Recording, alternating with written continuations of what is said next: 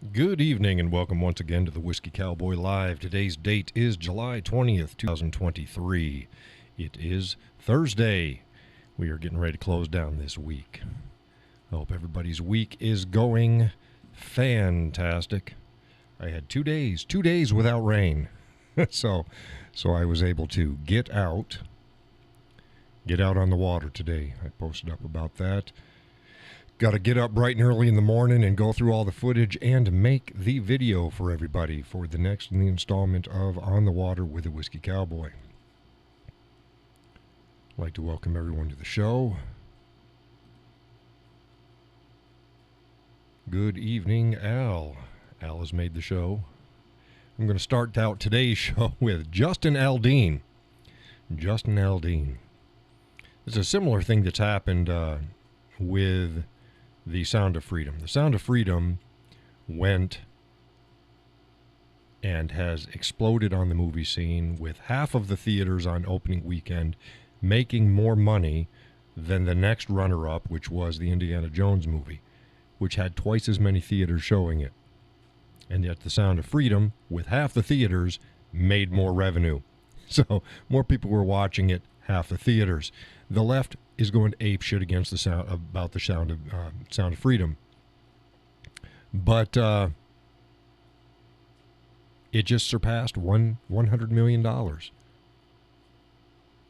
It's made the most from any post-pandemic indie film, and it's still going strong. Brings us to Jason Aldean. Jason Aldean, he recorded the song "Try That in a Small Town." I believe that's the name of the song. And in the video, they shot it in front of a courthouse, which I guess had a lynching. Number one, let me make this perfectly clear. Folks may not have realized this, but black people don't own being lynched. Black people weren't the only people who were ever lynched. And people were lynched for a wide range of reasons, not simply because of their ethnicity. Also, if you have a building or a location that's been around and has any significance in history, there's going to be good and bad things that happen there. So stop it. CMT took the video off of their playlist. Still getting played. Number one song on iTunes. The left can't cancel the right. They got away with that for 2 years. And the right's not having it anymore. But you know what? The right can cancel the left. And we've seen that with decimating businesses. And these are big businesses. Not mom and pops that can't fight back. The left goes after mom and pops. The right goes out hunting bear, and we take them down. So no matter how much the liberal media and the left and the race baiters wants to go after Jason Aldean, it's not working. It's not working. Every left-leaning media outlet has published smear pieces on Jason Aldean and the song. They flood the internet and all the social media with these hogwash articles. We're not buying it. We're not buying it. Jason Aldean's going to do fine. And the song is going to do fine. Laurel says, "Hi from Kentucky." Al says, "We barely had 2 hours without rain here. Apparently August is going to be better." I hope August is going to be better. Speaking of August, I spoke to another person this afternoon on the phone. I had to clear up some issues, some business. I'm like, man, it's almost August. Can you imagine that? Almost August. Holy cow. Almost August. It's odd. This year has flown by. The older you get, the faster it goes. Oh, it goes fast. It goes fast. Here we go. Here is a screen capture from one of the segments of today's Out on the Water with a Whiskey Cowboy. It was an absolutely gorgeous day. That's actually not a good shot. There's virtually no clouds in that shot. We'd go from clouds and no clouds, and so like I said, I've got to get all that footage spliced and diced and chopped and slopped and put together and put it online for you folks. Facebook gets it first. Then after Facebook, then it goes up on YouTube and Rumble. It was an absolutely gorgeous day. I got there in the morning, so it was cool. Slight breeze, perfect canoeing weather. Damn near flat lake. Then it got about noon, and oh my goodness. Yeah, then it wasn't so much fun. So I got done about 2, a little after 2. And got back to the launch, put everything in and on the car, and to home I went. But hopefully everybody else has had a wonderful day.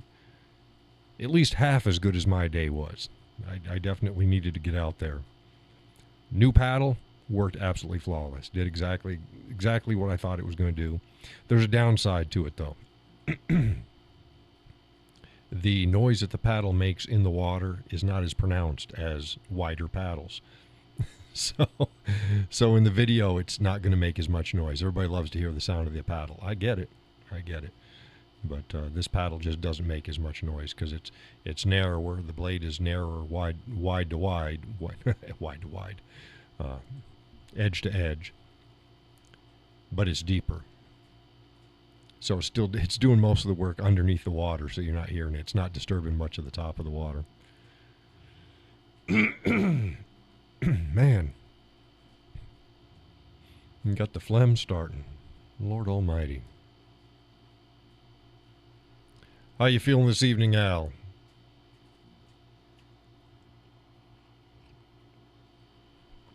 And once again, folks, let me know how the volumes are. Tonight's coffee, Coconut Caramel Crunch from Kauai brand coffee. Coconut Caramel Crunch. Haven't had that in a while. It's the same bag I got, but I just haven't had it in a while. I have no idea why. Just haven't had it. So Laurel, thank you very much. Laurel was one of the few people who donated to get the custom otter tail paddle in my quiver of tools for out canoeing. It was much appreciated. It's working wonderfully, absolutely wonderfully. And you'll see it in the video. I showcase it. The only time I didn't use it on today's trip was when I first launched, because I didn't know how deep the water was going to be, and I didn't know how many rocks were going to be there. So I just used my classic beaver tail. And I got out and I'm like, oh, switch paddles. And then I kept it until the end.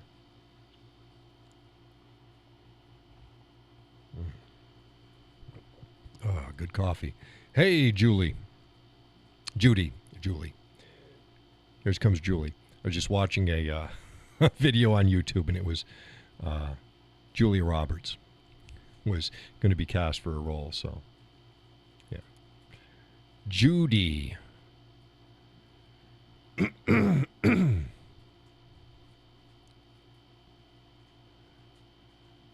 Al says, volume spot on. I hear you. The phlegm, a daily problem with me. Though I'm trying to address it naturally. Yeah, whiskey tends to cut it pretty good. I like getting a good whiskey. Almost picked up. I did some restocking. I wasn't sure whether I had some oh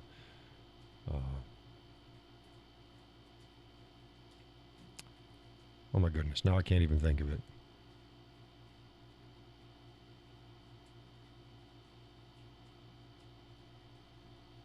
I see it in my head. I see it in my head, and I can't. It begins with an F. It's something 100. long day out on the water in the sun.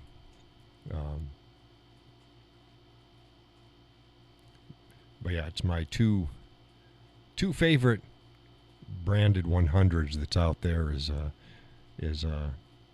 Rebel Yell 100, and then this other one. I think, what is it? What is it? Help me out, Al.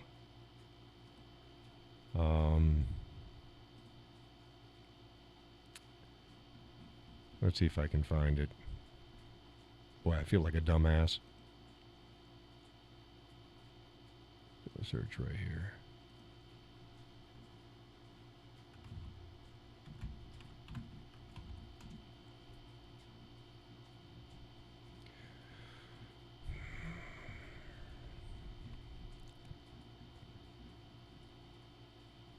Yeah, Old Forester. I told you it was an F. Old Forester 100. Old Forester 100. I don't know why that was not popping into my head. And I refreshed some that I was getting low on. Definitely my big refresh was Devil's Cut. I got the big bottle. Yeah, Al says, see, they're just calling it Rebel now. Yeah, it's Rebel 100. It used to be Rebel Yell 100. They've done that to a couple. They've done do that to a couple whiskeys. They've dropped the names, drop parts of the names. I think Old Forester used to be Old Forester Bottled in Bond is what they did. Their 100 proof was bottled in Bond, and they've dropped the. I haven't seen any bottled in Bond in a while. Here's my. There's the Old Forester 100. Always a good pour.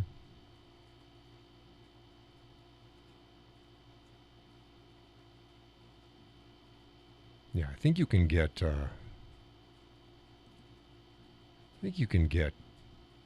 There's still some. Yeah, see, there's Rebel 100 right there. Now let me see if my Rebel, if my big bottle says Rebel Yell on it. It might be the big bottle.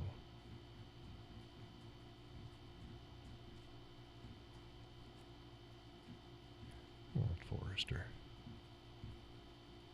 Old Forester, there we go.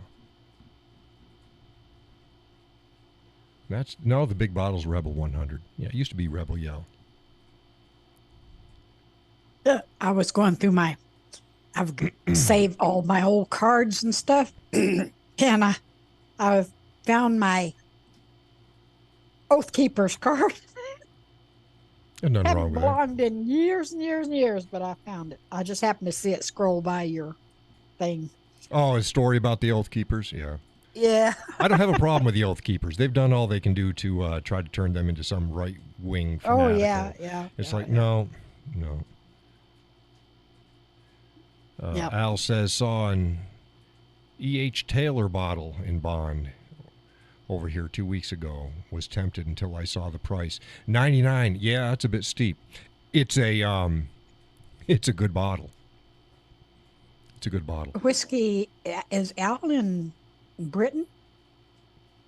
Yeah, they can get whiskey in the UK. No, I said, is Al in England? Yeah, Al's in Ireland, I believe. You're in Ireland, okay. right? I know you're from Ireland. It's all the UK. But well, I just noticed it was 99 pounds, 99 which is pounds. Even higher. You know, I mean. Yeah, I don't know what the conversion rate is, but it's not a 99-pound bottle. No. I meant sterling pounds, pound sterling. Yeah, I know what you meant. It's not worth 99 pounds sterling. I didn't say that. I wasn't saying that it weighed 99 pounds. I was saying it's not a 99-pound whiskey. In other words, it's not worth 99 pounds sterling. Al says Northern Ireland. Oh, all right. I got a friend north of Dublin. Yeah, Al says E.H. Taylor is brutally priced here. Yeah, a lot of them are. It depends upon your market. It's the same way in the States. Some of the bottles that you can get in some locations are fairly inexpensive, and you go to others, and it's like, no, I don't think so. But yeah, E.H. Taylor Bottled in Bond, that's a good...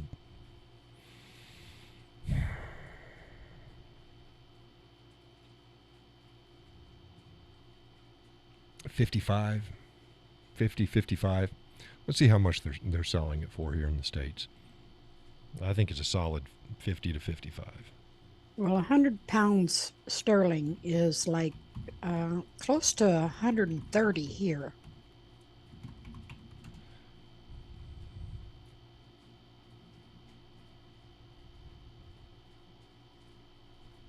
Okay, E.H. Taylor small batch, no.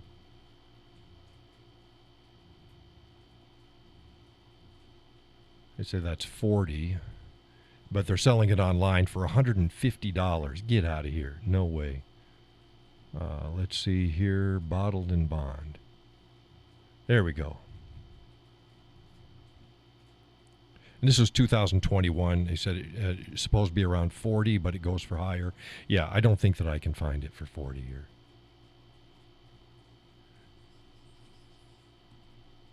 $127. It's not $127, but I was looking at some of these prices for some of the other stuff, and the online retailers were just gouging the hell out of it. Let's see how much whether they sell it here in New Hampshire.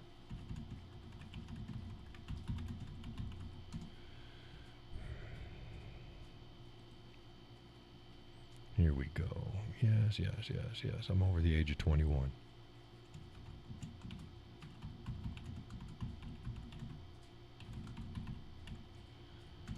Let's see if they got it in stock. Oh, they don't have it.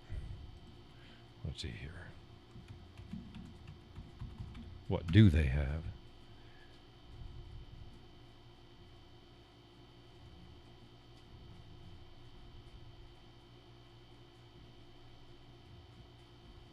Yeah, they might. I haven't seen it in the stores in a while, so. Yeah, I would not pay $127 for any of that. Again, 40 is great, and most of those ones were coming up for 40, but that was in 2021. So you figure maybe again 50, 55. If anybody else is out there watching the show, either now or later, go ahead and post up what E.H. Taylor Bottled in Bond costs in your market. It's a good pour. I enjoy it. I really like it. But it's like Angel's Envy was ridiculously priced years and years ago, so I wouldn't buy it. I bought it to review it, but then after that, no, because it's a good whiskey. It was not worth the exorbitant prices. It's back down to where it needs to be. I think it's around somewhere around $60, which is still a tad high, but it's a good wheated. Let's see how much they've got it here in New Hampshire. Yeah, they're selling it now. The standard Angel's Envy at New Hampshire liquor stores at $49.99, so $50. So that's good. That's good. It's a $50 bourbon, all day and then some. Get it. You paying $75, $80 for it? No. Their rye finished in Caribbean rum casks, 100 proof, is $95. It's probably pretty good. What were you saying, Donna? I was going to say, Al, did you read his post about Eagle Rare? Eagle Rare for 100 USD. It's only... That was in 2019. 2019. He says it's only 30 pounds. 30 pounds there. An Eagle Rare, it's to say it's not $100 bottle is an understatement. Eagle Rare is good. It's smooth. I really like it. It's a favorite of mine. Can't get it locally anymore. I'd say it's anywhere between $30 and $40 all day long. That's the quality. Somewhere around in there. Oh.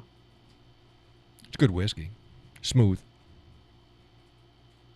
But I like rye, so a lot of my a lot of my go-tos tend to not be weeded, although I keep weeded in there. They're very nice, but I like a high rye bourbon. I love ryes, but they've got to be a non-botanical. So you can get all the great flavors of a good rye without the botanicals in them by going high rye bourbon. And that just means that you're you're probably about that close to actually being a rye. Where the lines change is percentages of each of the ingredients in the mash bill. What qualifies as a bourbon or a rye or what have you. So, yeah, Eagle Rare. I'd like to get some more of that. See, I got should have a shot on my page. Let's see here. Oh, I don't need to do that. I can go like this. Hey, get over there.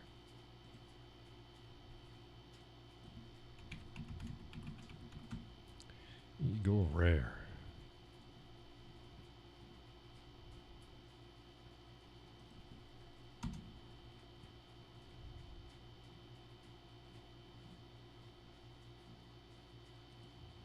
There you go.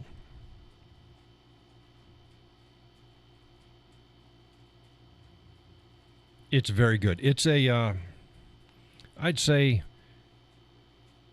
it's right up there with Elijah Craig's small batch. If you're ever in doubt to get somebody either as a gift or if you've not tried bourbon and you want to try a bourbon, yeah, Eagle Rare, right up there with, if you can get it, Elijah Craig small batch.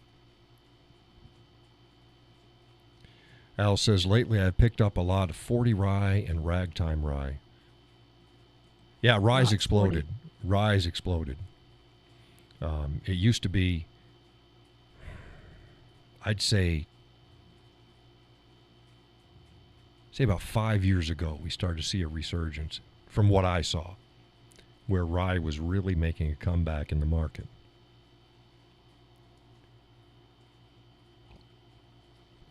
We got pre-prohibition style.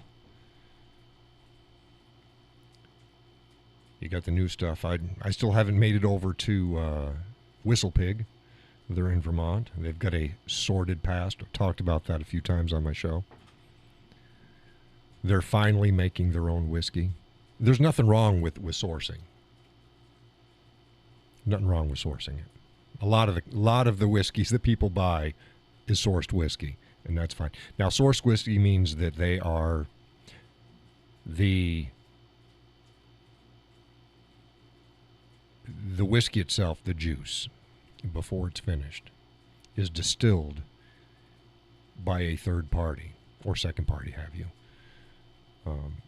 And there's several big distilleries in the United States that you send them the mash bill, you tell them what you want. They will distill it, send you the juice, and then you finish it, which is what a lot of companies do. Saves them a lot of time and energy and money and stuff like that. Al says, I do love rye, so much flavor. Yeah, it's right up there. It's right up there with a high rye bourbon for me. But again, like Dad's Hat rye, great rye, but it's got botanicals in it. Now, botanical is like pine notes, like pine cones and things like that. I don't like that. If you like gin, you like a botanical rye. I'm not a gin drinker.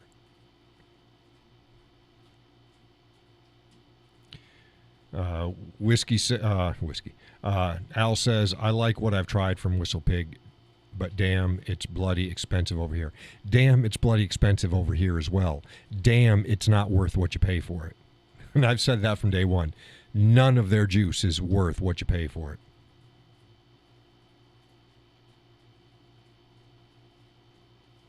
Al says he despises gin. Can't stand it. Yeah. This is why when I talk to other reviewers and they reviewed rye whiskeys, and I always ask them because none of them say it's botanical. I'll tell you if it's botanical. Very few other whiskey reviewers out there will tell you if a rye is botanical or not. So for me, it's a coin toss.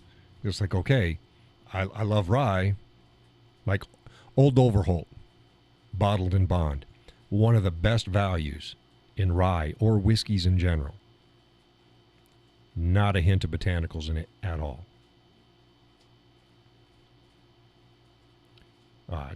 James Oliver rye, while I could still get it, was one of my favorites. I'd say that it's probably a notch down from Old Overholt, bottled in bond. Al says, my wife loves gin and hates whiskey. Suits me fine. Yeah, there's no no battles going on there. Now, my missus does not like whiskey at all. She likes tequila, but she doesn't drink very often.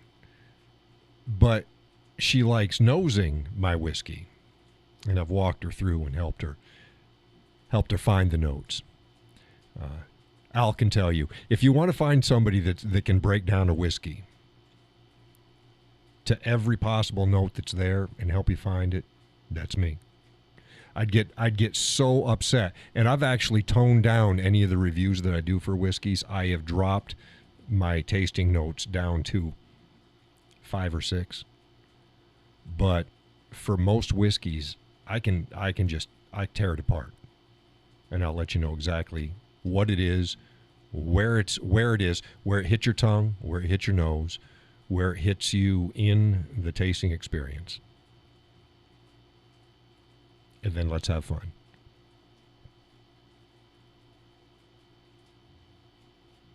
I'd complained to another, was it Jeff Schwartz? He's another. Jeff was one of the first people that said, hey, start offering up your reviews. But the reviews, as Al will tell you, there was to say there was an explosion in whiskey reviewers is an understatement. It just got saturated. And I was like, no, I'm not gonna compete in that. I'll do reviews. Mostly stick with social and political commentary. But I'll do reviews, and I've got reviews up there. But I'm not out there duking it out amongst the whiskey reviewers because they're, no offense, and again, Al can attest to this, it's a dime a dozen. Everybody and their brother is now a whiskey reviewer, and they've got their channels and they've got their pages. And like I said, a lot of them are missing notes. Oh, but I was talking to Jeff. There we go, Jeff. I was talking to Jeff. And I was complaining. It's like, man, nobody's giving the notes. And he goes, well, it's the format.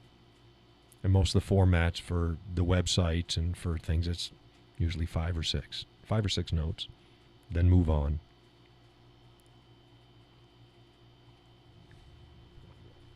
Al says, as I've said to you before, when I present a Glencairn to my wife, she says it smells like whiskey. My 11-year-old daughter can pick out the notes. Yeah. Oh, and how about this? Your whiskey glass the next day. Oh, you want to talk about some good nose in there?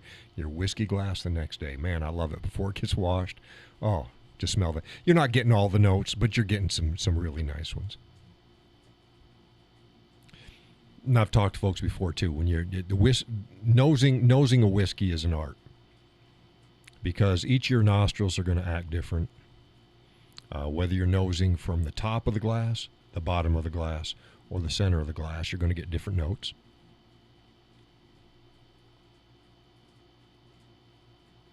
It's quite the experience. Just don't come to if you come to my house and we sit down. Yeah, Al says, man, so do I. You relive the experience. Yeah. And we want to do a tasting. Just stick with like maybe 3. Because if not, I've had people over. It's like, no, try this one. And then we go in different directions, and it's like, holy cow. And it's, no, just stick to 3. Say, give me 3, John.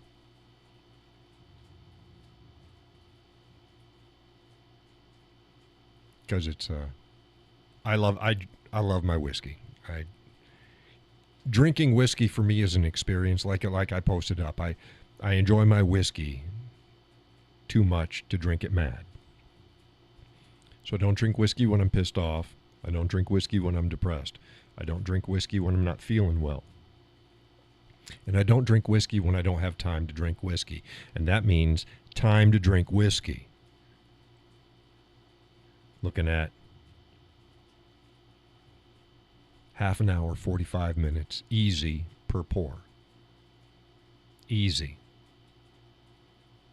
I don't shoot whiskey. I sip my whiskey.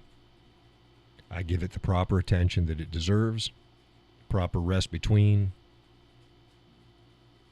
proper nosing. If you're not nosing your whiskey the entire time, you're not drinking whiskey. There's a lot of whiskey drinkers that don't drink whiskey.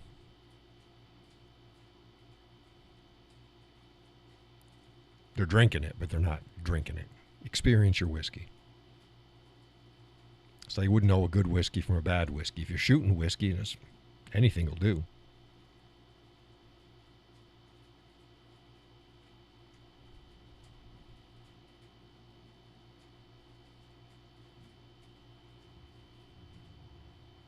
Got a bunch of folks watching. Hey, folks, just type up and say hello. Al goes, I watch my reviews, and too many just give generic notes, which is way too easy. For me, whiskey is an experience, not a drink that you got to tell it. Not a drink, and you got to tell it like a story of that experience. Yeah. Also, most people, they don't know how to drink a drink to accentuate or eliminate things. If there's certain notes that you like, there's ways that you can drink it that will accentuate that. If there's notes that you don't like a botanical, I do have some botanical ryes because it's hard to avoid them. Again, I have Dad's hat. It's up on my shelf. Award-winning rye. It's a great rye. I know why people like it. It's got botanicals in it. There's ways I can drink it and minimize those botanicals. Well, I think you've seen the picture I put up. I've put it up on Facebook a few times, and it's on Instagram, Al, where I say, what was it? Let the whiskey be. What is it? It's let the whiskey be who you are at the moment, or something like that. Choose the whiskey. I forget. Like I said, long day. I'm tired. It's let's see if I can find that.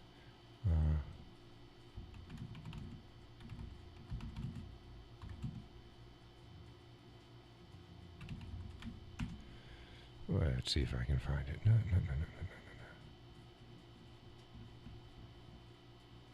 I use a picture of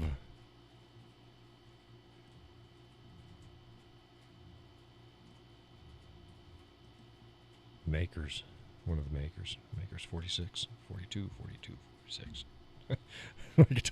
It's late day. Let's see here, makers.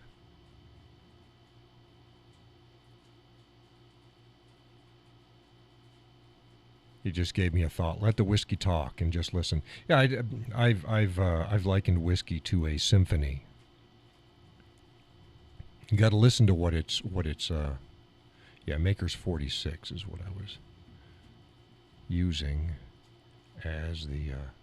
That's an awesome. It's one of my favorite makers. It's where I usually start with makers. There it is. That's the old bottle. They don't make this bottle anymore. Did you notice that, Al? They don't make this bottle anymore. They use this one now.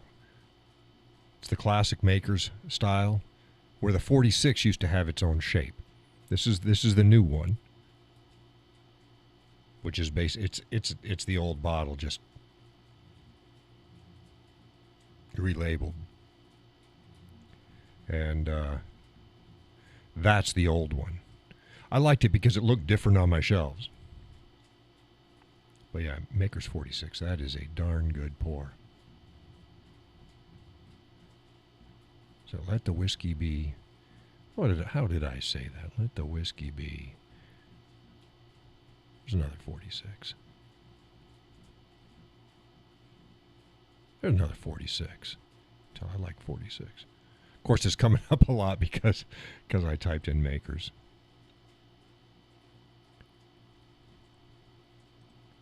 He says, yes, they've changed it. The 46, I didn't enjoy at first, but it grew on me. Now I'm a fan. I think with the most people that tried 46, it's so different because of the oak and the French staves that they're using to finish it is so different from their other that it. Yeah, it's 46. I love 46.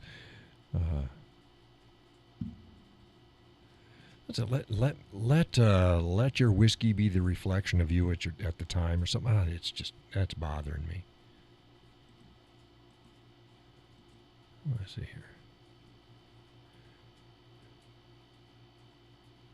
This is the other beauty of whiskey, says Al. Our palates change and evolve, and some drams just open up over time. Yeah, they do. And I talk about, speaking of opening it up, there's two things that go with there. Subtle changes and changes in even the weather when it's being distilled and weather conditions while it's aging can change a batch. So you can, and we've talked about this with other wines are the same way. It's years are not going to be the same. So you can get two whiskeys that are the exact same whiskey from, like, let's say 5 years apart. And chances are, yeah, you can tell that it's the same whiskey, but they're not going to be the same whiskey. Also, if you let whiskey oxidize, I tell people too, if you think you know your whiskey, let it oxidize. If you don't think you like it, let it oxidize. What that is you take, like, let's say you take a third of the bottle out, so you get some room for air in the bottle. Put the cork back on it. Put it back on your shelf. Don't touch it for 2 months. Just let it sit there. And the oxygen that's trapped inside the bottle will change the whiskey that's in the bottle. Most of the time it changes it for the better. Sometimes not so much. Most of the time it changes it for the better. You go, oh my God. Like, let's say you have a whiskey that you think is a little harsh, or it isn't speaking to you when you get it, but you go, man, I usually like this. Well, it might be too fresh. Might be too fresh. Have your 3-4 drams off the top. Put the cork back in. Set it on your shelf for 2 months. Then try it again. And that's another thing that I do that I haven't seen. I can't think of a single other reviewer out there that tells you how a whiskey oxidizes and whether or not it's good. Al says, I'm about to review a Canadian whiskey, SC11 single grain. Seagram's 11 single grain, which is matured in the open with temperatures ranging from 40 plus degrees to 40 below. It's very interesting. Yeah, I'm not a big Canadian. I tell you what, if you're a Canadian whiskey company and you would like me to review your whiskey, you can find my address in the description of the show. Send me your bottles and I'll review them. I don't generally go to the store and pick up Canadian whiskey. There's reasons for that. One thing is their quality control doesn't tend to be the same, not as high. And unbeknownst to a lot of people, they can offer up whiskey at lower proofs. Peggy says, hi there, I'm starting to see your posts on Facebook, but isn't as prolific as prior to jail. Yeah, that was another thing I was going to mention. I'm getting people even now that when I post on peripheral pages, they're not my pages, folks that follow my content are now liking my comments on other pages, which means my stuff's starting to get back into the feeds where it's supposed to be. So hopefully we'll get this turned around and the reach that I used to have will return. We'll see.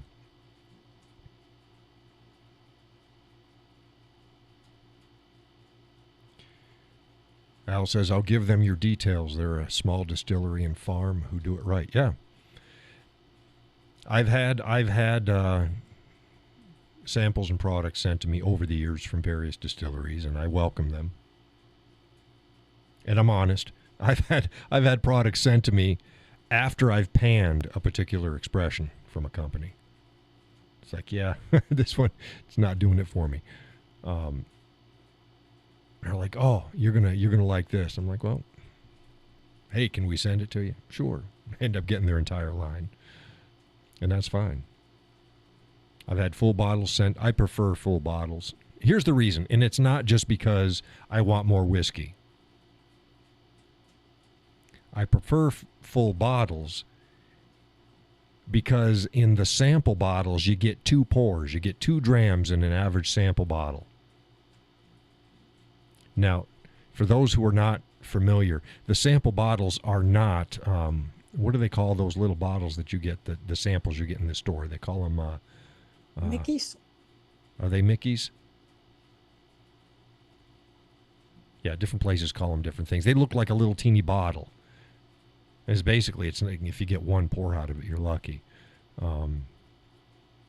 Well, that way you can test it while it's full and then do like you say, close it and leave it sit. Right. And test it again. If you get, but I'm explaining that the ones you get at the liquor store, the ones you pay for, they're not as big as the samples. The samples are enough for 2 pours. The ones you get in the liquor stores that you buy, that's maybe 1 pour. It's a shot. That's it. In a little teeny bottle. Now, when a distillery sends you samples in sample bottles, they're like, well, you can't see. They're this big around, and they're that tall. I'll have to bring one up. I'll bring one up on the next show if I can remember. I'll bring up a sample bottle for you so you can see. They're all the same size. They just put a little version of their big bottle labels on them. But they're a sample bottle. You get two, which is fine. You can do a proper review with 2 drams. You can do that. You just can't see how it oxidizes. So I prefer a full bottle, even if it's their smaller bottles. It doesn't have to be a 5th. It could be their smaller bottles, but not the sample bottles. So that way in my initial review phase, I can do 1 to 3 drams, which is what I tend to drink whenever I drink whiskey. It's 1 to 3 pours, and they're heavy pours, but they're 1 to 3, and yeah. Al says, I've also had a new range of single cask releases from an independent bottler sent to me. 6 samples in 1 bottle. I always say with my samples, this ain't a full review because you need more. Right. That's it. Right. I can tell them when I get their samples, and again, and I thank them very much. Thank you for the samples. But even the smaller bottles, how much is the small bottles? Al, how much comes in the small bottles that you get at the store? I'm not talking about the little sample craps, the little midges or whatever they are. I'm talking about, so you got your 5th and then you got your 175s. 170, oh, it's great to get those. But then you get your 5ths and your 175s. But you got that, it's like half of a 5th. You need at least one of those to give a proper review because you're gonna need time. So I can do a review off of a classic sample size. Again, that's 2 pours. But I can't go back. I can't go back 2-3 days, and I can't go back 2 months. Pint or half pint, says Judy. Yeah, let's see here.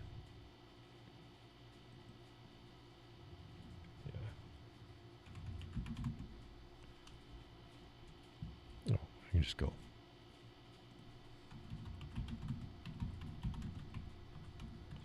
Whiskey bottle sizes. Here we go. Yeah, a fifth is 750. That's the standard, and that's great. And then they got 175. Those are the big boys. I like that. If you can get it in that, that's good. No, the small one. Yeah, a pint. You got a half pint, fifth, half gallon, gallon.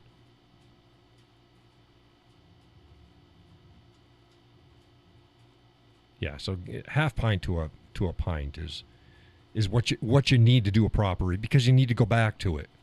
You need to go back to it. And like Al points out, over time your taste is going to change anyways. So you may not, and it's not just about the review. You may like something. Another one that Al said that he didn't care for, that he likes now, is Devil's Cut. Now, I love Devil's Cut.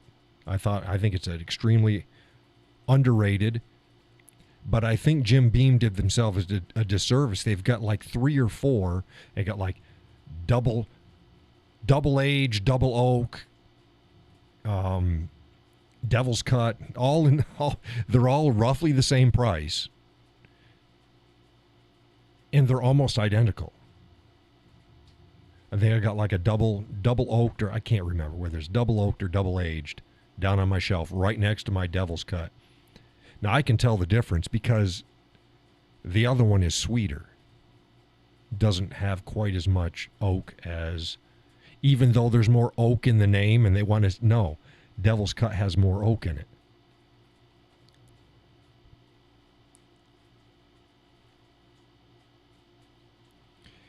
Al says, I big time fell out with one pretty prominent reviewer who is very sanctimonious and holier than thou. He reviews whiskeys on barely a teaspoon full from an opening the bottle. And it can't be done. No, here I try to tell people too. Remember, and I mentioned it earlier. Your fresh bottle. It's the pour I like the least when I open up a bottle is a fresh bottle. Right, now says he loves Devil's Cut now. Yeah. Devil's Cut gives me, if you like oak, if you really like oak, but you don't like bitterness, get yourself Devil's Cut. I think it's right around, I think it's about $30.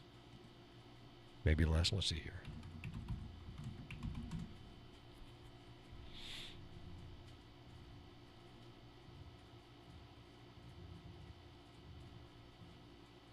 Oh, man. If you're in New Hampshire right now, Devil's Cut.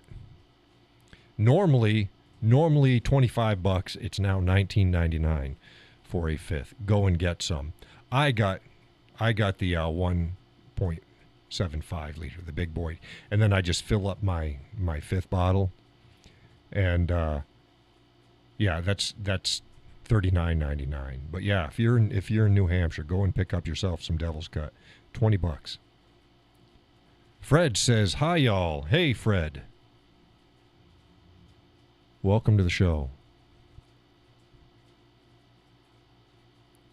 Is this your first time on the show? Fred does not ring a bell.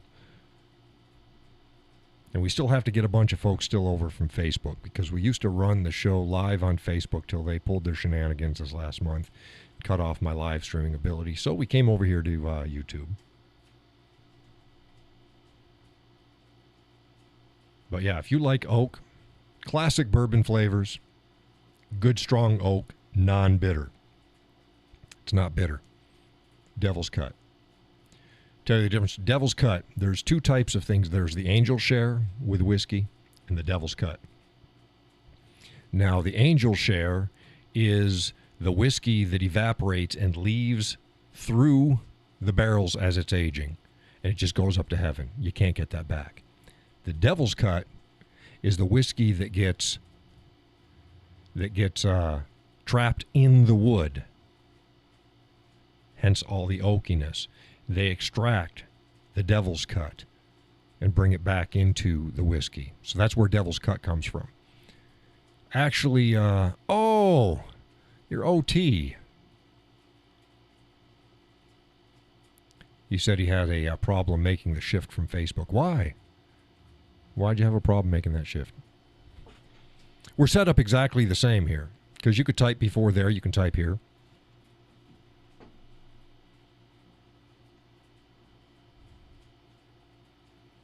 But yeah, you can't do a proper review of a whiskey with a teaspoon of whiskey out of a fresh bottle. You can't do it. You can't do a proper review with a teaspoon of whiskey. Oh, you couldn't find the link on here? Well, I can. Oh, and here's another thing. I'd been posting up for a month on Facebook, so you might not have even been getting my Facebook posts on there.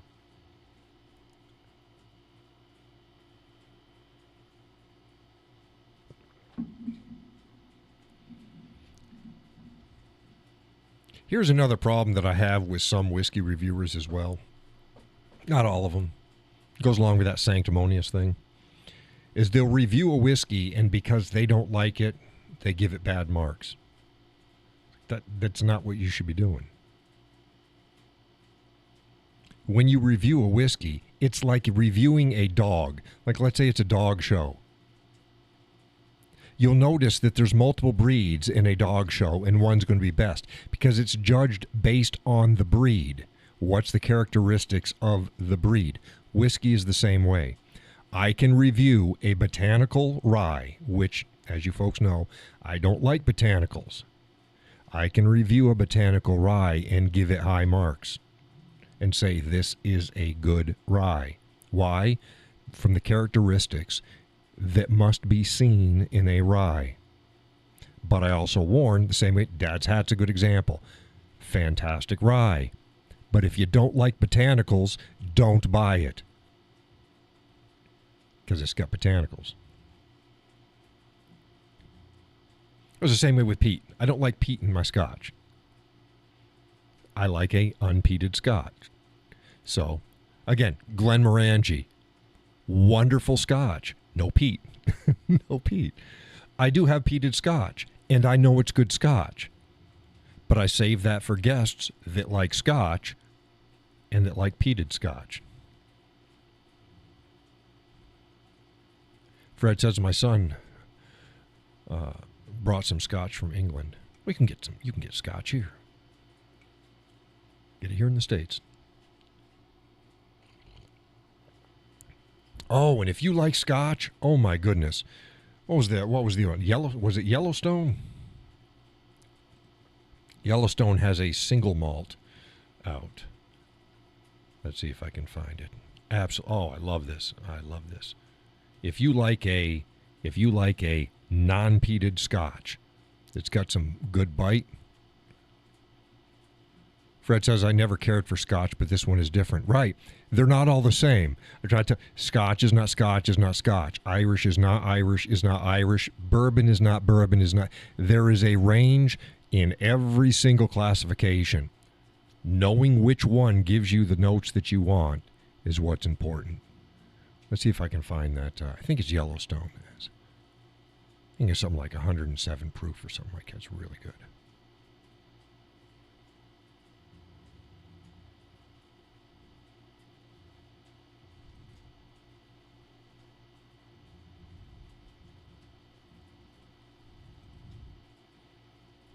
Give me a hard time. Let's see here. Now, Ireland has a whiskey called Yellow Spot. Yes, that's Yellow Spot. That's not Yellowstone.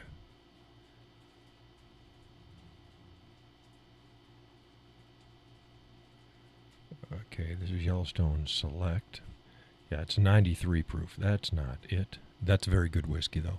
If you like sweet whiskey, that's a good one.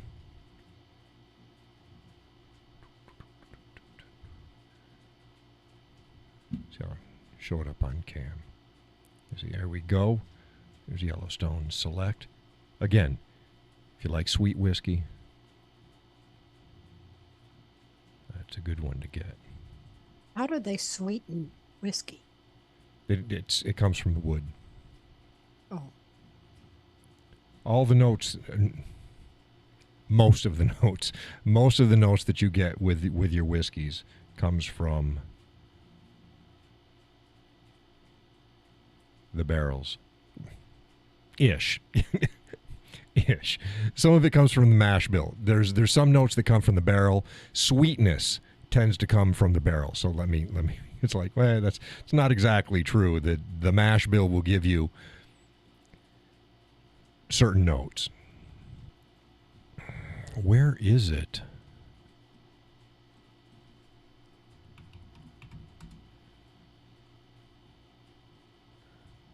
There's my Dewar's. White label, scratch cast. If you don't like Dewar's, white label, but you want something more, that's where you start. Scratch cast. All right, Dewar's 12. That's good. It's good scotch. Why is it Craig? No, that's not coming up either. Let's see here.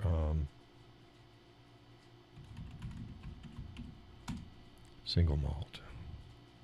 Glenmorangie. Yes, there we go. Oh, there we go. That was right. Yellowstone. It's called Yellowstone American Single Malt. It's 108. Well, that was close. I thought it was 107 off the top of my head. 108 proof. If you like a non-peated, slightly spicy, scotch, that's your pour here in the United States.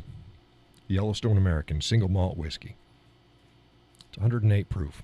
It's a good pour.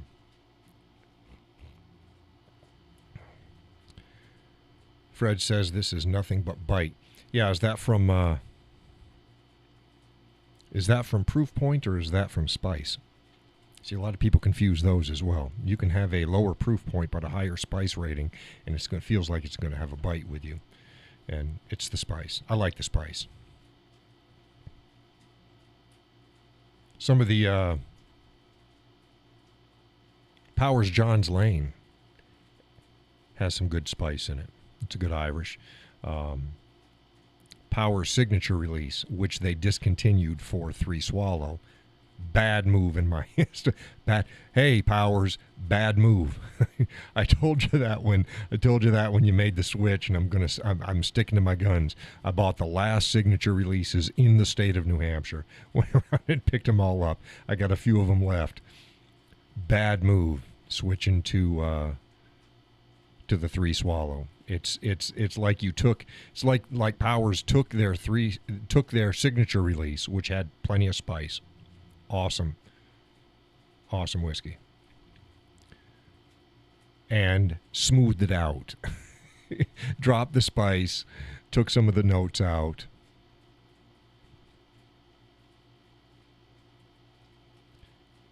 You said it's only 80 proof, but nothing but burn, no bitter aftertaste. Yeah, I'll bet you it's not burn. I bet you it's spice. 80 proof should not burn. Bet you it's spice. Do you recall off the top of your head what brand it or what the name of the bottle was?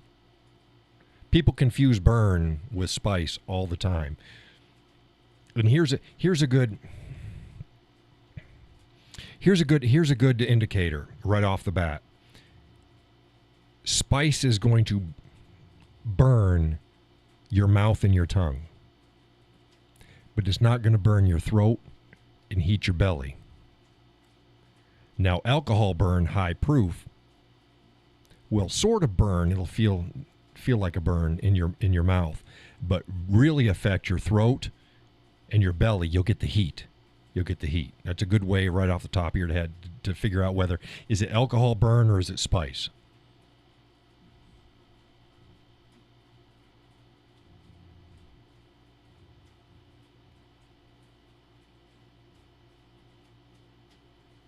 The Macallan. Let's try to. Let's just jump right in there.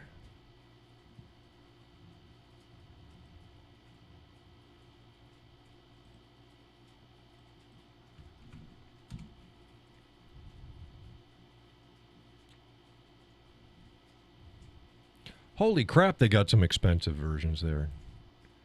But their 12-year is only $80. That's not bad. Do you know what year?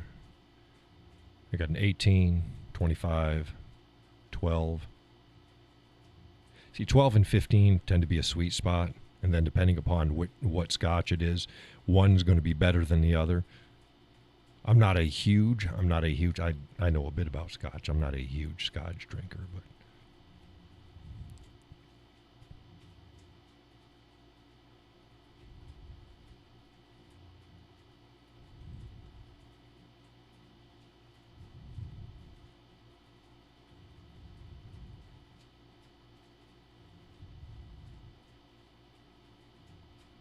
people are asking why they're so pricey. There's a lot of reasons why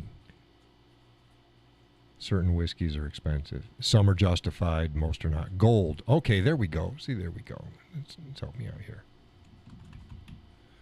Gold 1824. Go take a look at that. Holy crap. Of course, that doesn't. This one's saying it's $799.99, but that's the series. I don't know what that is. 18 years. Produced from 9 to 15 years old. Okay, it's between now defunct 10-year-old sherry. Oh, sherry bomb. I like sherry bombs.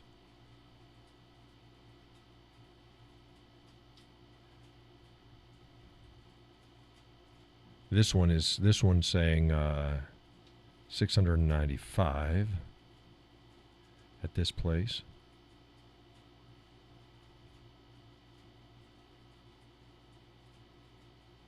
This one's saying $799.90. Yeah, see, online and where you're different places is different. It's like, yeah. Yeah, and this one's their range anywhere from $20 to $800 at this one.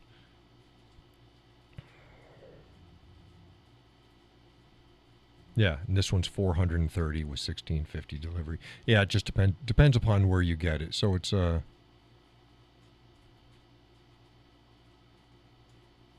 this one's, there we go. This one is selling and this must be in the States. Yeah, it's $80. Much more reasonable. Much more reasonable. This one's selling it for $40. I can't believe it's $40. This one's $80. Yeah.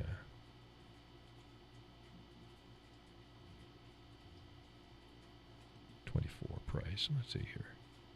Yeah, and then this is 170. This is 350. This is, yeah, they're all over. They're all over the place. You can get them, judging from here, anywhere from $80 to a few $100. He got it in England to toast his mother. Yeah, he probably got it better prices over there.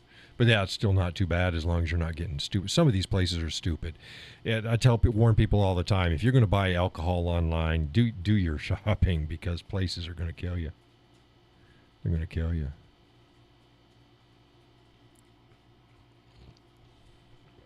Let's see a review for that. Somebody's got some tasting notes. Don't know if Al's there yet. Is that one you've tried, Al? It was a very pleasant single malt. Light and airy, youthful in a good way. Pros and cons, light and airy, never became cloying, bitter, or overbearing, vibrant.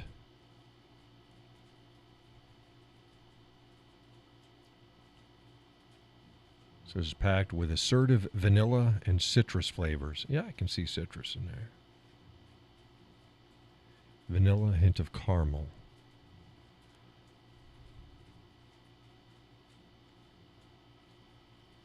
Gold. Let's see here. Go to the whiskey wash.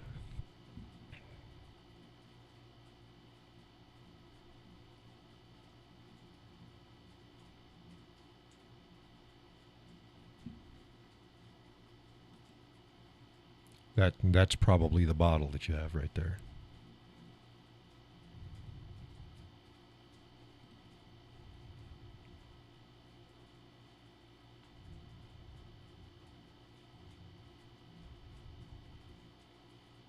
Yeah, and they say this is here in the States. You should get that 35 to 50. But this was an old review. Seems right. Those other prices were just outrageous. Like, you've got to be kidding me. Okay, nose. Appealing aroma, sap, oatmeal cookie, vanilla, orange cream and spice. Palate smooth and viscous with frothy egg white and margarine flavors. The whiskey rolls off the tongue with big mouthfeel, yet short finish. Yummy smoked kumquat, bananas, Foster, and bitter grape skin balance woodsy tannin and paprika. Paprika would be a little bit of spice, but the oak tannin would could give you a little bit of a bite. Rich and sweet. Scotch is not overly so. Ripe fruit and sherry flavors sneak in around the edges. Well, I hope so. It's using sherry casks.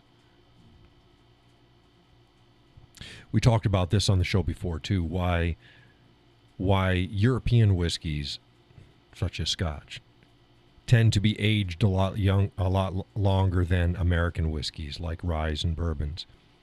Well, the reason is most of the time they're using old barrels that have been used before. With American whiskeys, as a general rule, pretty much I can't think any off the top of my head, they've got to be fresh casks. You can finish them in another cask, but the initial aging has to be in a fresh cask. So that means that all of the flavors are extracted from the wood in a higher concentration than like with a Scotch. I would not want, oh Lord, I can't imagine a 24-year bourbon. It's like, no. Stop it. No. 2, 4, 8. It's okay. 24, no. 12, no, probably not. Now, what a lot of bourbon distillers are doing now is they're doing special finishes.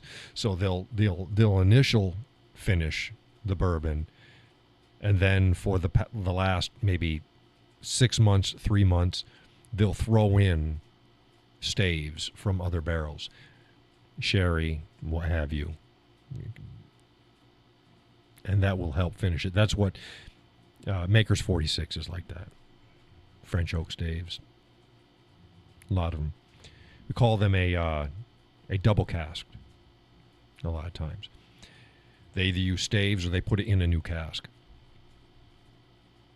or shall I say, a different cask. But yeah, your initial, back to Donna's question, how do they make it sweet? They can add things. You can add honey. Like there's a honey whiskey, and then there's whiskey that tastes like honey. I don't like honey whiskeys. I like whiskey that tastes like honey. But that comes naturally. When you start putting flavors into it, then you've got a liqueur. It's not really a whiskey. It's a whiskey liqueur. I don't take to those very well. I don't like them. But I like a bourbon that has honey notes in it. Now that's derived from the cask. It's derived from what the mash bill is in combination with the cask that they put it in, and how they interact together, how that's, again, in the ricket. The ricket is the shelves that they put it in. Is it warm? Is it not warm? A lot of the distillers will rotate their casks in the ricket. So it's high, low, towards the outside, towards the inside of the of the barn. I can't think of the name of the barn, but rickets are what they're in. They're in a barn.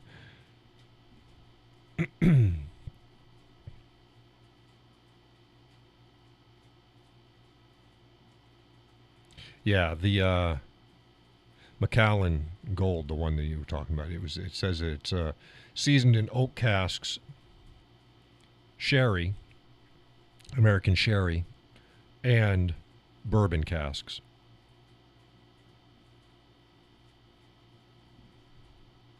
And that's going to change the flavor as well. Where a straight aging process in one cask will only give you that particular wood's characteristic. When it's using multiple casks, like when they put it in an American sherry, not French, but American sherry, French oak sherry is gonna give it a different bunch of flavors, the same ballpark, but it's going to be different than American oak sherry. And bourbon, those two alcohols will impart, because they were still in the wood. That would be the devil share. Again, remember I said the devil share stays in the wood. Is going to be imparted, seep back into whatever whiskey that you're now aging in that barrel. What we got going on here?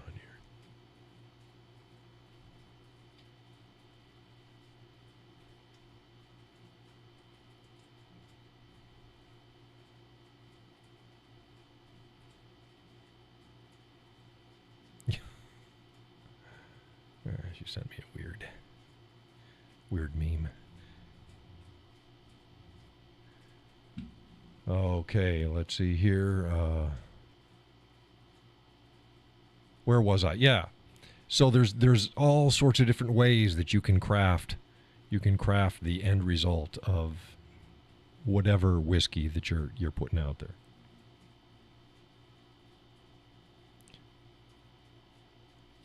But Fred said he likes this one, so that's good. Got a good. I'm really picky on 40 proofs. That's about as low as that's the standard for most whiskeys around. Not the standard for Canadian. Remember I said Canada. Canada is different, folks. Canada is different. They have different standards.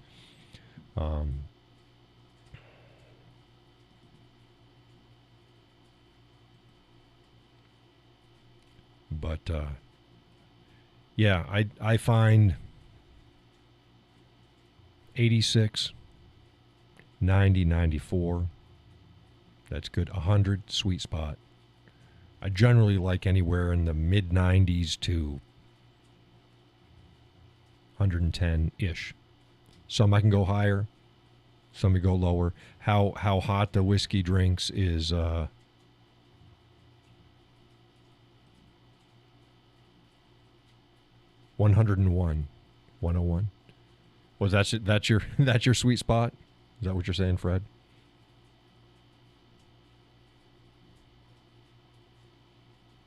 Yeah, Wild Turkey 101, funny story about that. It's 101 because they just wanted to one up.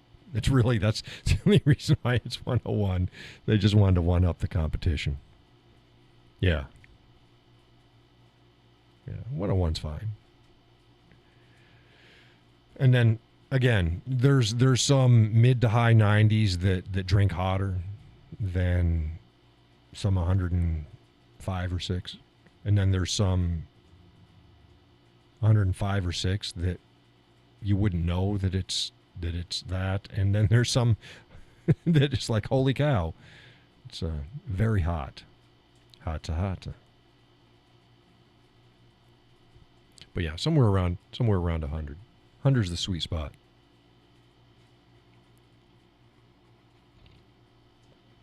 I find, for me, flavor-wise, if I don't start close to 90, I don't get much enjoyment. That's as a rule. I do have some 80 proofs, and I have some that are just over 80 proof, and they're fine.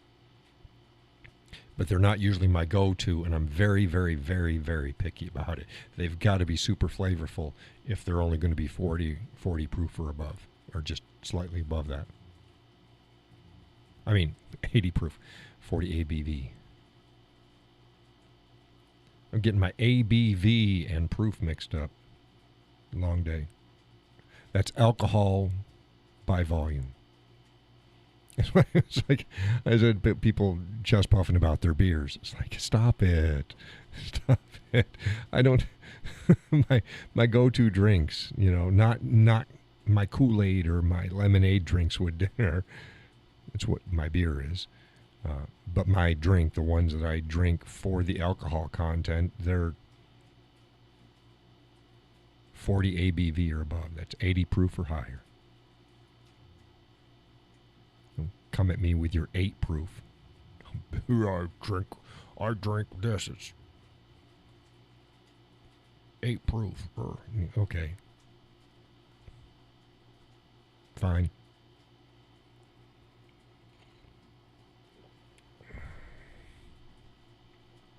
I think we lost Al. And the girls are quiet tonight. So we got nothing to say. You're talking alcohol. You're talking alcohol. I don't know where Gus is. We're learning something. Yeah. I don't talk alcohol very often. Like I said, the reviewing market was just oversaturated. It's like, yeah, and then there's a bunch of knuckleheads out there, and then there's people that are just personality, and it's like, I follow some people on Instagram. Here's something that really just annoys the crap out of me. Is when there's a reviewer that they just like taking swigs out of their alcohol. It's like, stop it. If you think it's cool to just chug on a bottle of whiskey, that's fine. Whatever. Doesn't impress me. That's frat boy mentality, and it's exciting, and you get it's personality. It's okay. That's fine. Yeah, you'll never see me swigging off a bottle of whiskey, and it's not because my testicles aren't large enough to do so. It's that it's a waste of alcohol, because that's not why I'm drinking it.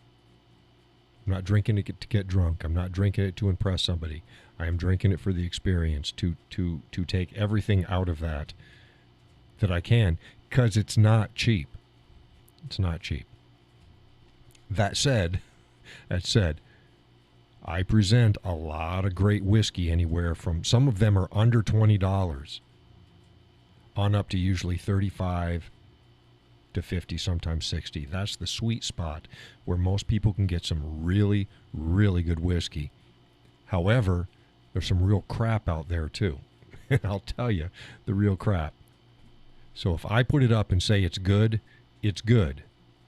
I'll also say why it's good, and the type of person. I usually ask them is like, what don't you like? What you don't like is more important to me. Because remember I said that there's certain notes in whiskeys that you're not being told about, like botanicals and ryes. If you don't like rye, you might think, if you don't like botanicals, you might think, well, ryes aren't for me. Well, no, they can be. You just have to watch out for the landmines. EKU28. I have no idea what EKU28 is.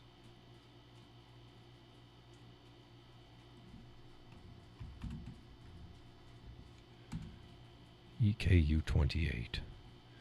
Oh, that's a beer. What's the proof point of that one? That's 11. That's 11%. Says 56 proof beer, strongest in the world. No, this says it's 11.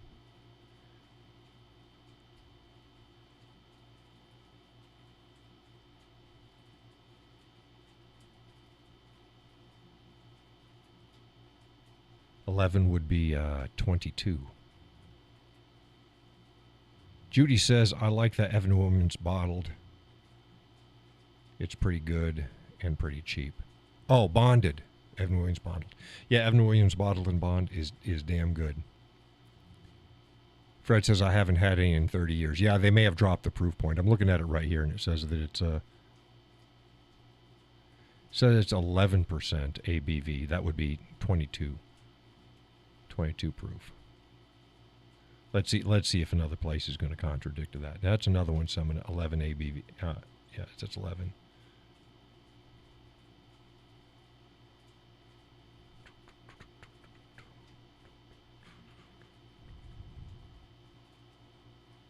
Yeah, these are all coming up 11.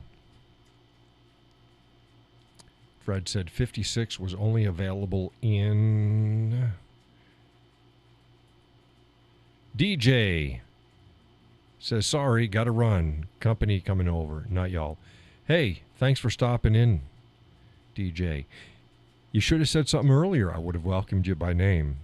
This is the first post that I seen. But welcome to the show.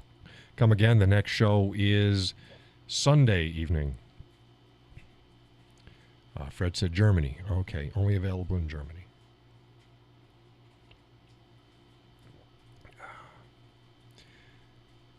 Peggy says frat boy mentality is how that idiot marketing rep at InBev justified. Yeah. Yeah. And to be to be totally honest, I never thought that the people that were oh, DJ. Oh, that was Donna. Okay. Okay, thanks for stopping in, Donna. I didn't get the name. Yeah, I didn't. I mean, I guess frat boys would drink Bud Light, but I don't see it as yeah, I don't get that. Frat boys are drinking anything that they can get, any cheap beer. But yeah, I consider if you're just taking, you're either a drunk or a frat boy mentality if you're taking a whiskey bottle and just taking a swig out of it. And there's a shit ton of reviewers and whiskey folks out there doing it online. Hey, do your thing. But every time I see you do that, I just swipe on by. You're not going to get a like from me. You're not going to get any sort of, affirmation for that. It's like, I just don't get it. I don't get it. I get it if you're 19 and you're not supposed to be drinking in the first place. Peggy says yes, and now she's out of a job. Yeah. Yeah.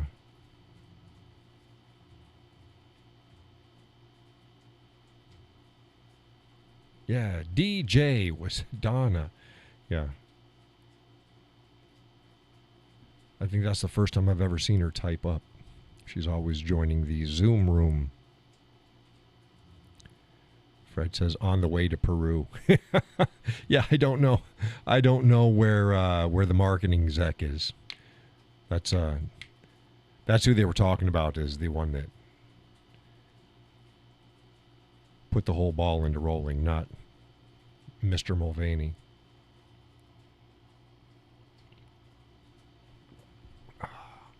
This is good coffee. Again, tonight's coffee is Coconut Caramel Crunch from Kauai brand. It's like Hawaii, but with a K. Not spelled the same. It's not pronounced the same. It's pronounced Hawaii with a K, Kauai, but it's not spelled that way. So good luck. Good luck finding it. Let's see if I can find it here.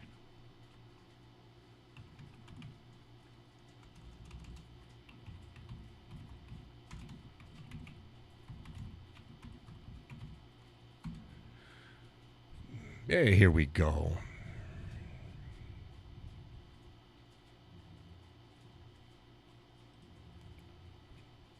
The blue bag.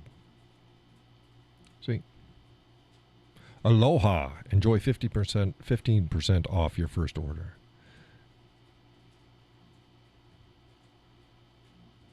Oh, that's their own website. Yeah, see. Coconut Caramel Crunch. $37. Wow, did I pay $37 for that? I don't think we paid $37 for that.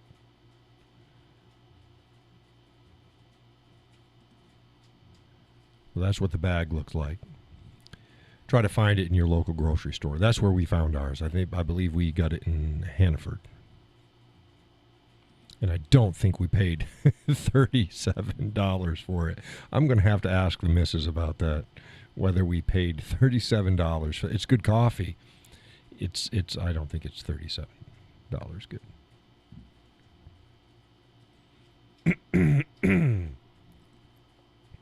Yeah, Mr. Mulvaney went down to Peru because he did not feel safe in the United States, he said.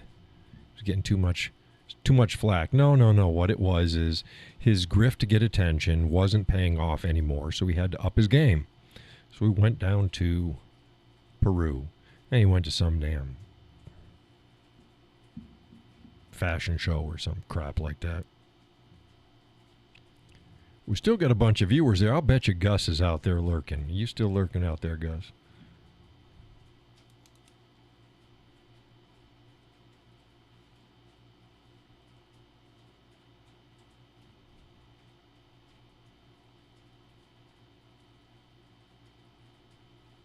Yeah, we went all over the place with whiskey.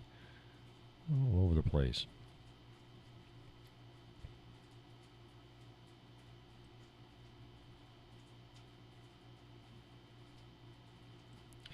I have a passion. So yes, if you are a distillery that would like to have an honest appraisal of your offerings,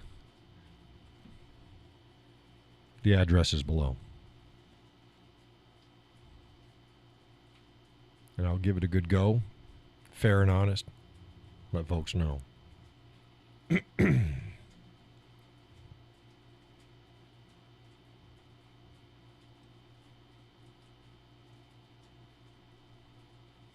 Broken Barrel whiskey's pretty good. They sent me a wide sampling of theirs. Again, and still just the little sample bottles. I give it the best review I can, but I can't come back and... Luckily, at least one of them, I had already purchased a bottle anyways. So it's like, okay, I can give the long-term review. I go back later.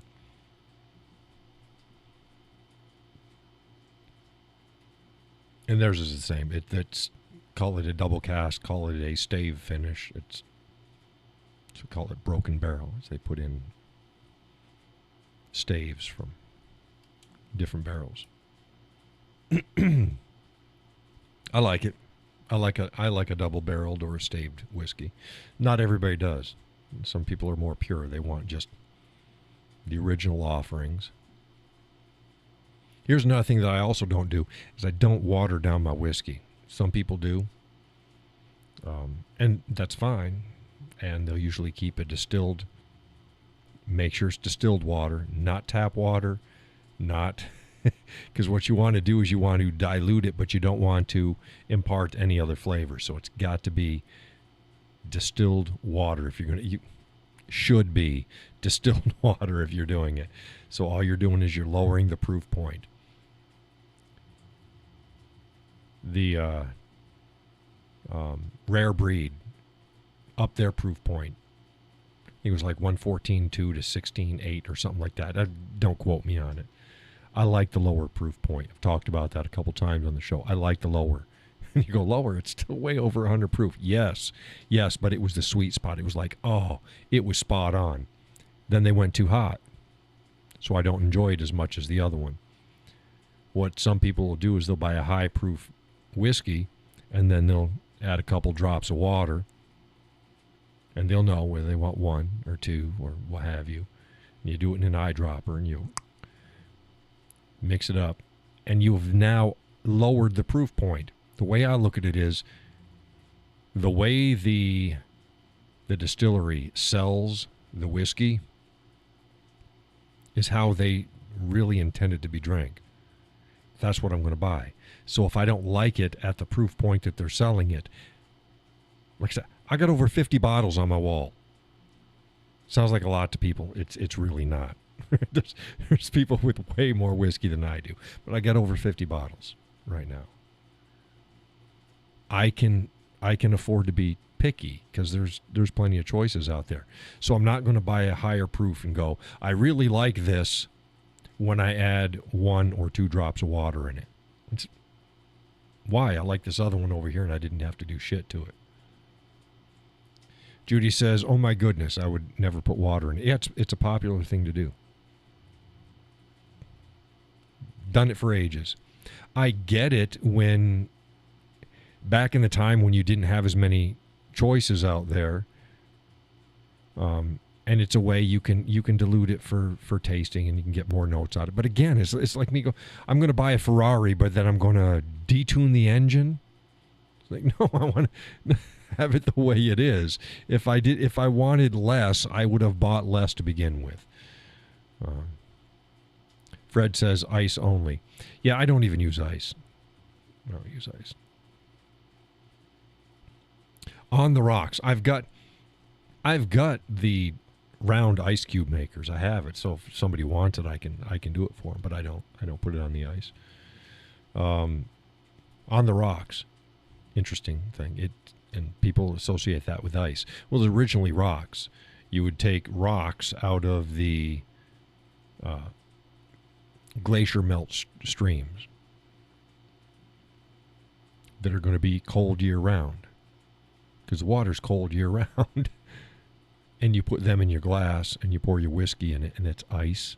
It's a whiskey on the rocks, literally. And you can buy rocks now. They've got synthetic rocks or real rocks, and you can get them. I've got rocks that look like big bullets. I got those. They're cute, but yeah, not my thing. But that's where the term on the rocks came from. It wasn't ice. It was actually rocks. Now, if I want my whiskey cool, the best time is be outside. If you're by a fire in the wintertime, and you have your whiskey and you have your bottle of whiskey next to you, but it's not by the fire, but it's away from it, it will get cool. I'd say just cool the whole whiskey. Cool the whiskey. Some people put it in a refrigerator. That'll work too, if you like cold whiskey. Most whiskeys,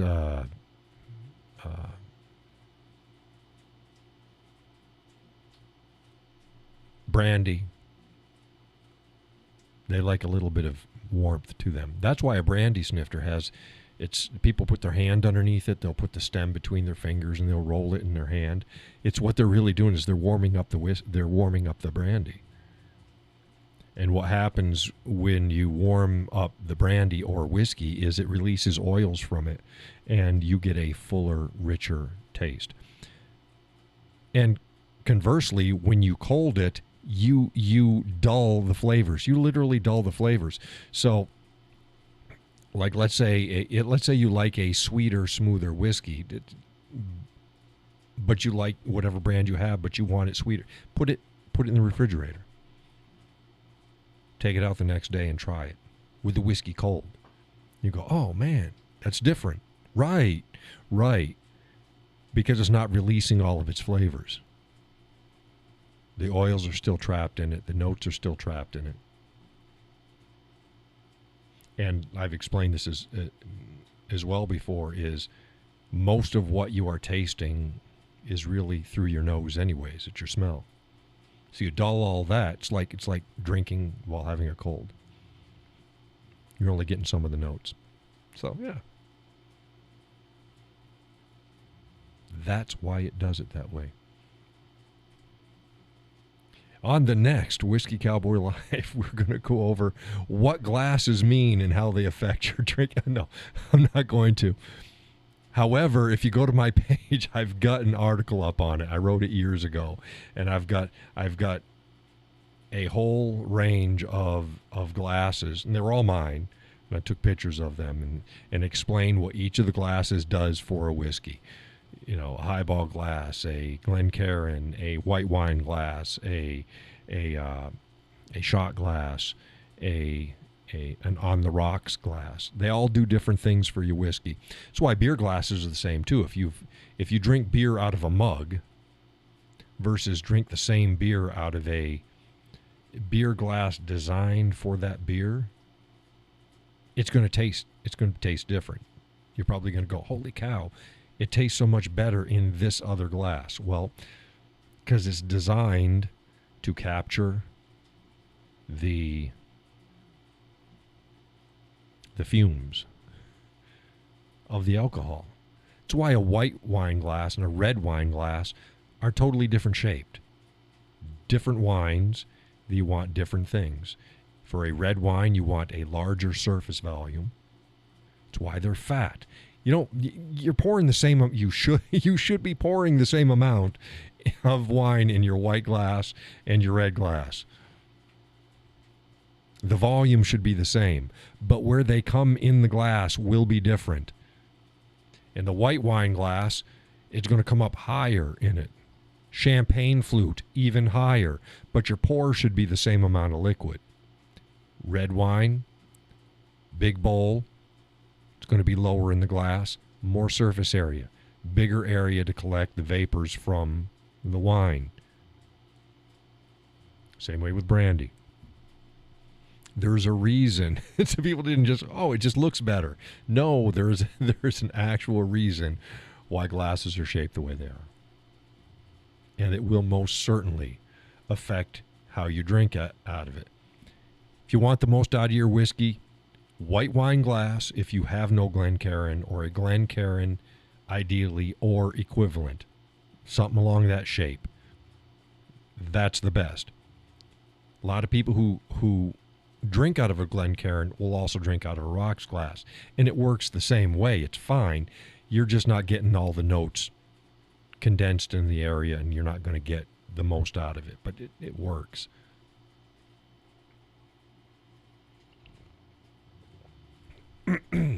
Man, my voice is scratchy tonight.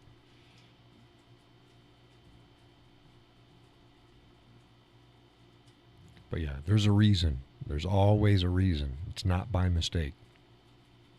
Not by mistake.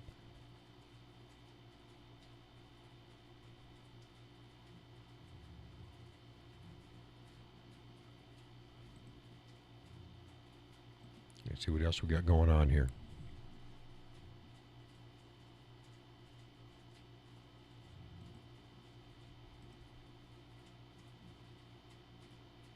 Yeah, Yellowstone single malted whiskey, 108 proof. If you like a non-peated Scotch and you want to try the American version, that's a damn good pour right there. I was so pleasantly surprised.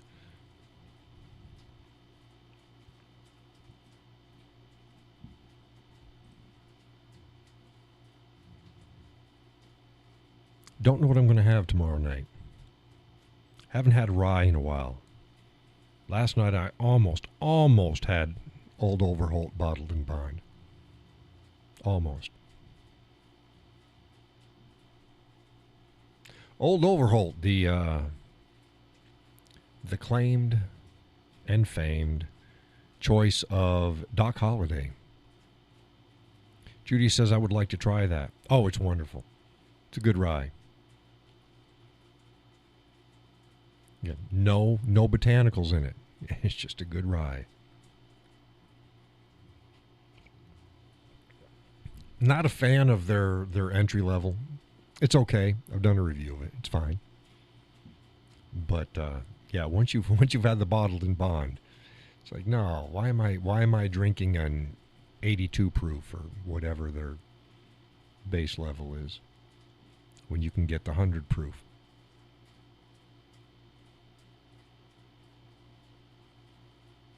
And if you see a bottle, pick it up. If you see a bottle, pick two of them up. Pick two of them up. I bought the last two. I think I bought the last two in my area when I got the ones that I have now. It was two or three, something like that. I don't know.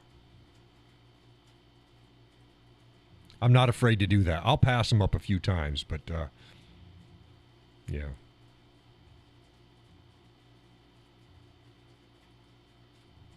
There was another one. Was that it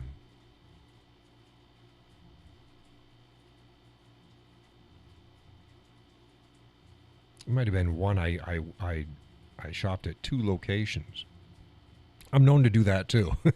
I'll find out where they are in the state. I know I did that with my Power Signature release. I drove all. I bought them all. It's like everybody else had their choice, their chance, so I'm getting them. Sometimes I'll go into a place and I'll buy like the last couple bottles that they had, and they're like, we can special order this for you. I don't need a case. No case. Look, if I've got X amount of money, I buy what I can get with it, the best deal that I can. And normally it's not a single type of alcohol in one bottle. It's multiples.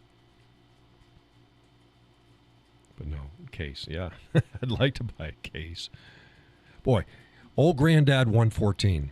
If there's anybody out there that can get their hands on Old Granddad 14 and feel like giving it away, the address is below the show. I can't get it in my area. The last time I got it, I think the last bottle was in Vermont that I had bought. But, love that. Old Granddad 14. Excuse me. It's Old Granddad at 114 proof. Judy says, I still haven't been able to find 1776 here.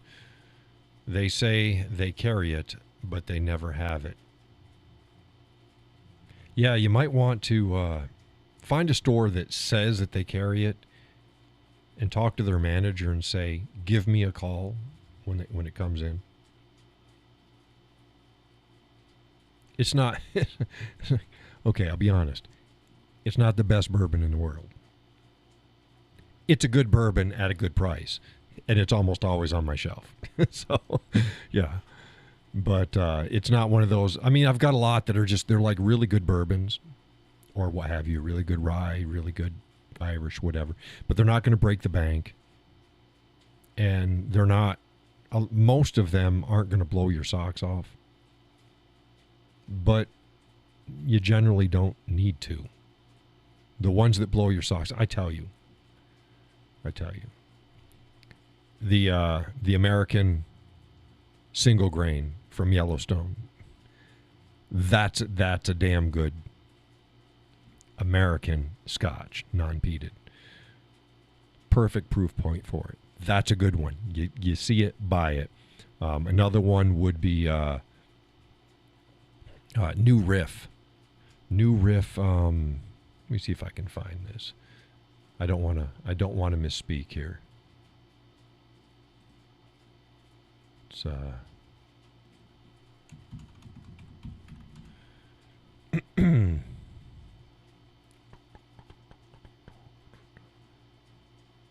New Riff Single Barrel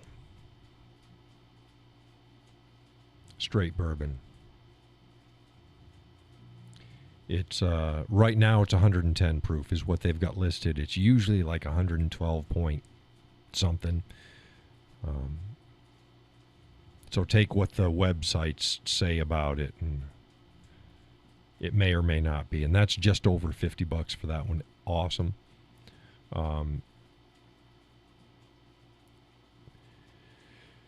New Riff at 100 proof is just over 40. It's $41.99. Haven't tried that. I should slide it in because 100's a good thing. But the single barrel, that's a good whiskey. So again, I'll tell you what the ones are like. Oh my God, this is good, and the other ones are like, yes, these are just good, solid whiskeys of their type. And 1776 it's a good solid whiskey. Sweet, gives you everything you need. Priced right. See how much they're pricing it here.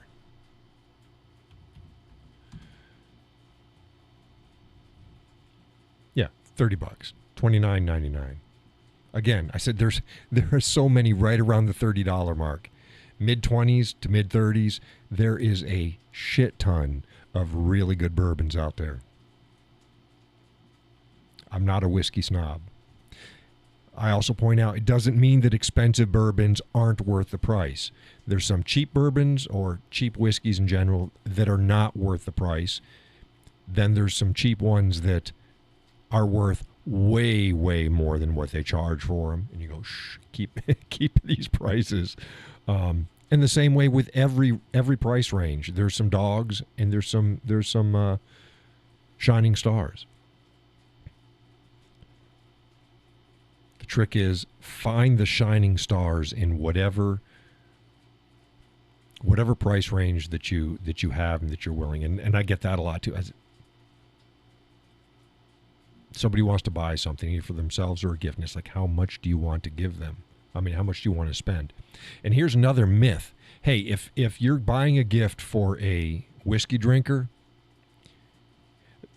they will appreciate you more.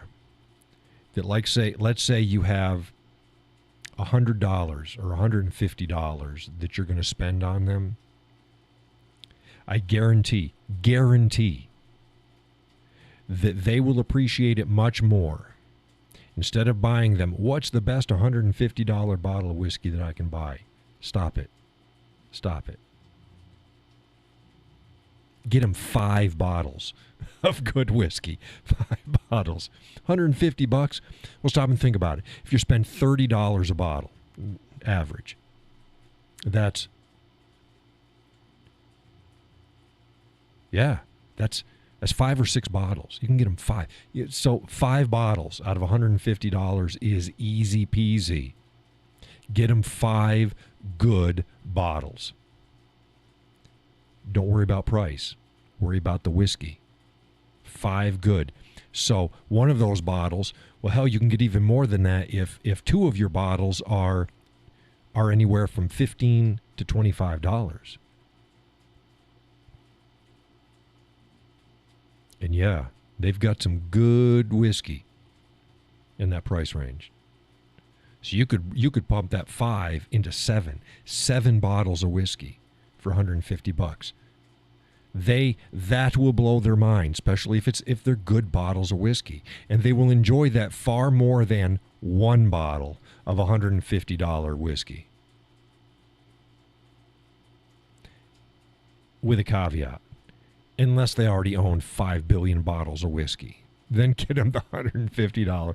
But for most people out there, even if they're rich, like let's say they're rich, unless they have like, if they don't have as much as me,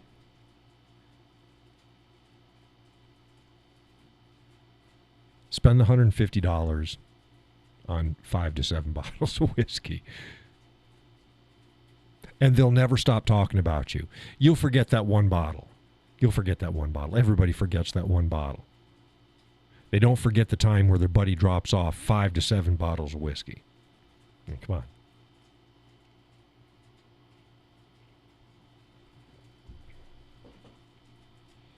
And if you have any questions, folks can contact me. Again, been there, done this. Help plenty of people sort out what they should either get for themselves or what they should get for a gift for certain situations. Be more than happy to talk you through it.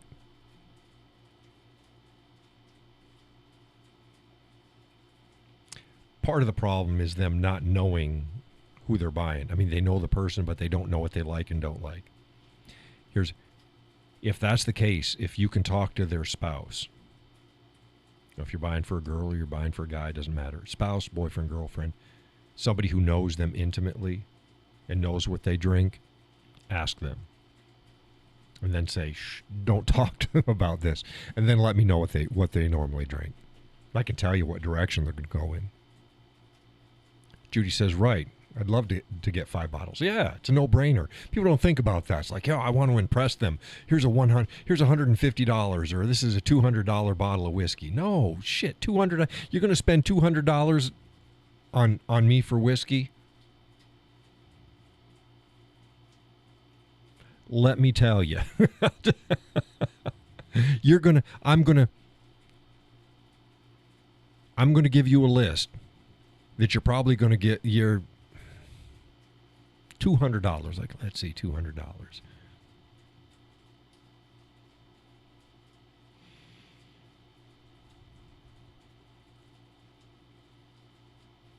Yeah, you're still going to be probably 7-8 bottles, because $200 I'll bump up my expectations. But yeah, still, you're going to 5 to 7 bottles. I mean, thank you. But my budget isn't to the point where I can normally look. Very seldom can I afford a $200 bottle of whiskey at this point. There's been times I could. I've had expensive whiskeys, and that's fine. But normally, hey, got mortgage, car payments, upkeep, groceries, electric bill. So my money is well spent other places. So it's generally, again, most of the stuff I get, $15 to 60, maybe 70, usually ish. Normally they're right around 30. But that's my range. And I guarantee you take a $200 bottle of whiskey, I don't care what it is. You put it down in front of me, let me taste it. I'll go to my collection and I'll get a bottle for a fraction of that price. And I'll pour it here and here. And then take anybody, a random person, I don't even care. Even if you know whiskey, I'll give you a blind taste test and you won't be able to tell. And sometimes you'll think the less expensive one is better than the more expensive one. Guaranteed. But like I said, I've got to try the more expensive one first because I've got to see who I'm going to put up against it. But whiskey reviewers all the time are shocked by what they think is good and what whiskey they thought was what. And it's like, oh, I couldn't even tell which it was. I thought this was this and this was that, and they were wrong. There's so much that goes into drinking the whiskey. Some of it's bias that goes into it. Priming yourself. Leave bias and stuff aside. Priming your body, sight, smell, before you taste, will get you a better experience drinking that whiskey.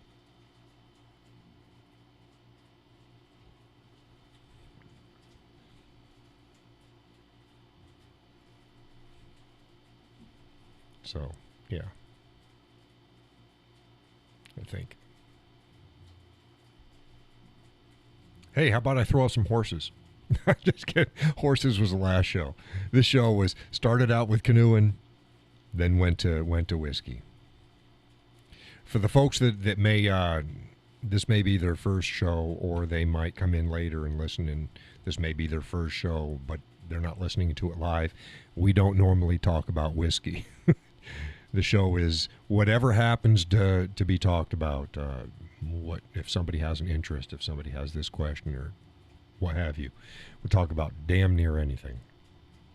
Fireside chat amongst friends with no fire. Got the AC going. So if you hear something in the background, that's the AC in the studio.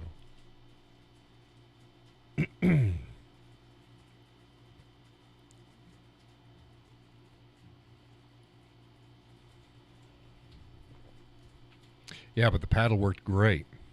Worked absolutely fine.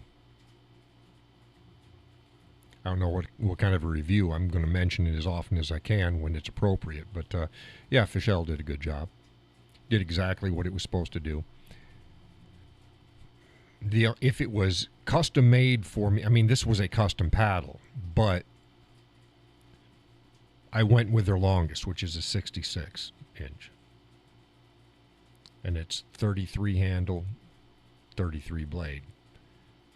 I have found for me, it would have been, I mean, it was a wonderful paddle.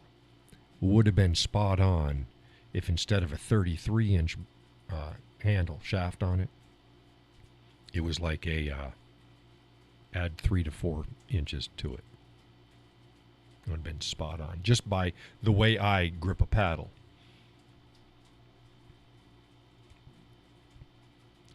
Peggy says, I have to leave soon, but before then, please give us an update on Hudson and Puffin.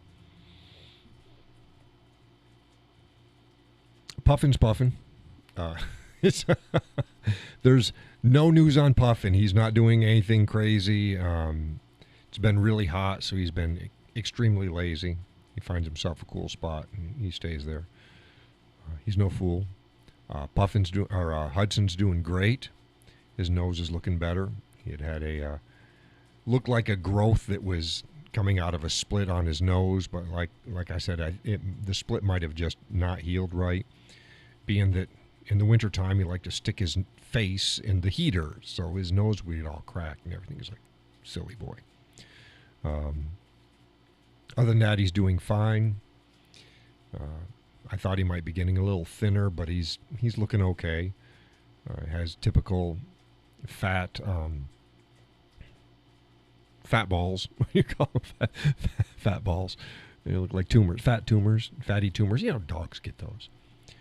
He's got a couple on his back, and he's got a new one that's starting on his belly. It's pretty small, but that's, again, he's an old dog.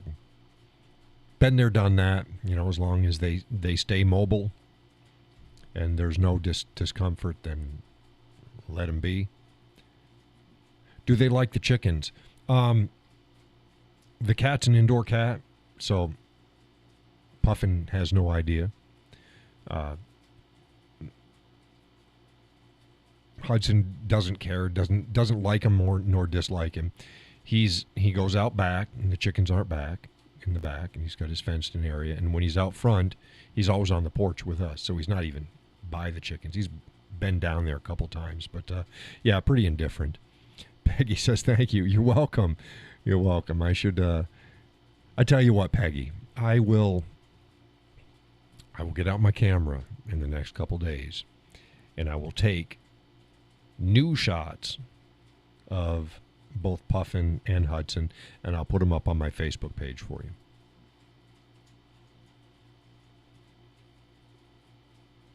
But they're doing pretty good. No major changes. Thank goodness. It's like, oh, smooth sailing. We just need to stop the humidity. Cut the humidity down. Oh, and the chickens. Oh my goodness. They're not even, they're still goofy. They're not cute anymore. They're grown. They're full-grown girls now. They are getting big. I got to. I put up a video the other day, but I should take some decent pictures. So yeah, I'll do that. I'll take some pictures of the girls. Take a picture of Puffin and Hudson. Put them up on the page. Boy, when I get everything set and I can get my horses and stuff, we'll be in heaven then. It's like, oh, John's posting up pictures of the horses again. It's like, yeah.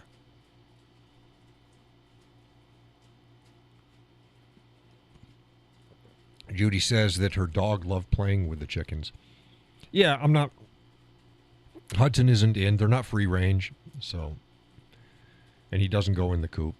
Now the girls are getting to the point where whenever you come outside, they'll come running and they'll jump up on their roosts. We have the big bench roosts. And they'll come up and they'll talk to you.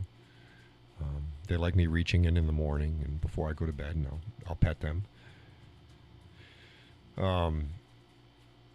And they definitely know my voice, and they like to run around the racetrack. Like I said, they can go all around the tent inside their run, and they just run that. They're happy as can be, and they'll jump up and they're goofy. It is goofy. Got a couple shots in. For the video that I'm doing for the Out on the Water. I got a couple shots. I got a blue crane. Or blue herring, not blue crane. Blue herring. I think there's a turtle, some flowers. Not a lot. Camera wasn't really set up well for it. And then the birds were just flying out of nowhere. So I'm trying to paddle and I'm trying to stop and take the picture. Just, hey, I got what I got. So you miss focus a lot. Now, in the past when I was doing wildlife photography, I wasn't in a boat. And that's so much easier. You find yourself a spot, and you're there, and you're ready. So you know your lighting, you know the direction of travel, you know what to expect. Your focus is spot on. When you're out in a canoe, my DSLR was between my legs, darn near underneath my butt. And then, of course, you've got the action cam up in front. So when some came up, you had to oh my gosh, I'm trying trying to paddle and reach down and get the camera and bring it up and take the shot. And yeah, it's much more complicated that way. But yeah, don't expect a lot of shots. I may put one or two of the bird, and like I said, I got a turtle and a couple flowers and stuff put in at the right times, and it's yeah. Do what I can to make the video a little nicer.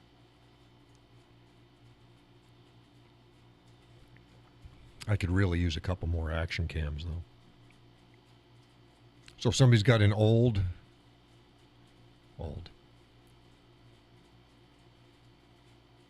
the equivalent of a GoPro 9 or later, newer,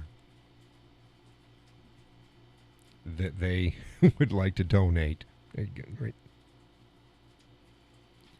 in the description. It's there too. You can just put it in the box and send it my way, as long as it works.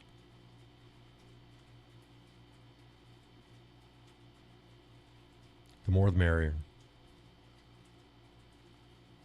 But all the stuff I've been doing now is just with one action cam, and any shots happen to take with the DSLR. One of the rainy day movie with the pictures was all my DSLR.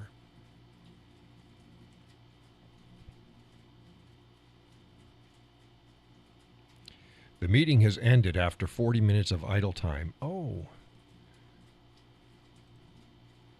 Well, let's change. Let's get that. Let's get this fixed here. There we go. So I started it again. Yeah, I've never had that happen because, oh crap, get back here.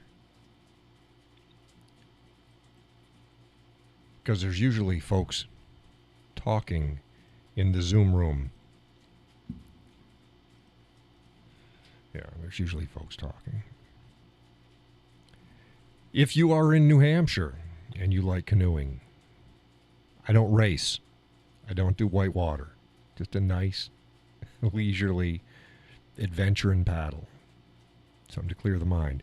And you would like to join me or have me join you, whether you canoe or kayak, doesn't make any difference. Just know that if you're in a kayak, I'm in a canoe. It's not a motorboat. I got one paddle. You're going to be, 2-3 times faster than me. So keep that in mind. I do quite well for a canoe. Those who have watched my videos knows I can move along, but I can't move along at my fastest pace for long periods of time. It's easier in a kayak. But if you're in a canoe or a kayak and you're in New Hampshire and you would either like to come with me on one of my on the waters, or you would like me to join you, let me know. We'll see if we can get something figured out and get her done.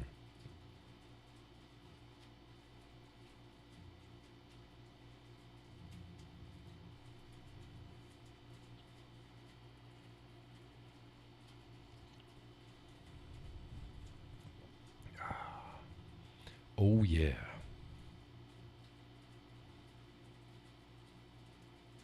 And I usually, here's another copy. In the week would be good. In the week would be good. I usually have things planned for the weekends. In the week would be good. It's also better anyways because we're probably going to be the only ones out on the water. So, Judy says that would be fun. Yes, it would. Yes, it would.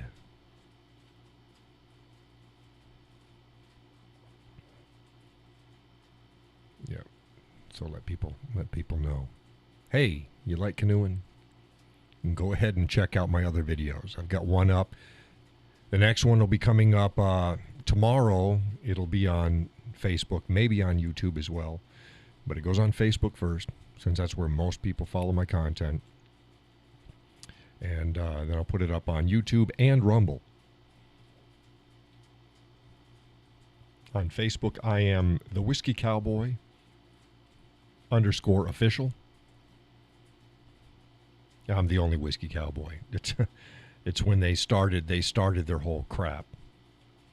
And I couldn't keep my name, so I had to do the official. And it's the Whiskey Cowboy on Rumble. Peggy says, I have to leave now. Good night, all, and thank you, John. You're most welcome, Peggy. Thank you for joining the show, as usual. Have a wonderful evening.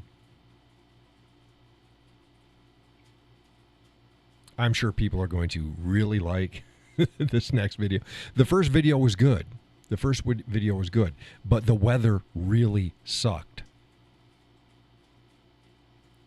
This one, it was a gorgeous day. You're going to see and you're going to go, wow, the colors are popping and it's so much brighter. Yeah, it was not overcast and cloudy and about ready to piss on me the whole day like the first video was. This is just a really bright, really clear day. Pretty location. If you just want a nice, relaxing little adventure, Lake Massabesic. And I believe it's Auburn and Manchester. It's just outside the city of Manchester. It's wonderful, and it's got a west side and an east side. Most of the video is on the east side. That's where the water treatment plant is, and they've got islands and stuff. Much nicer. The west side is more open, more prone to big waves. Not as scenic. You'll see with the video. It's fine, but I like the east side.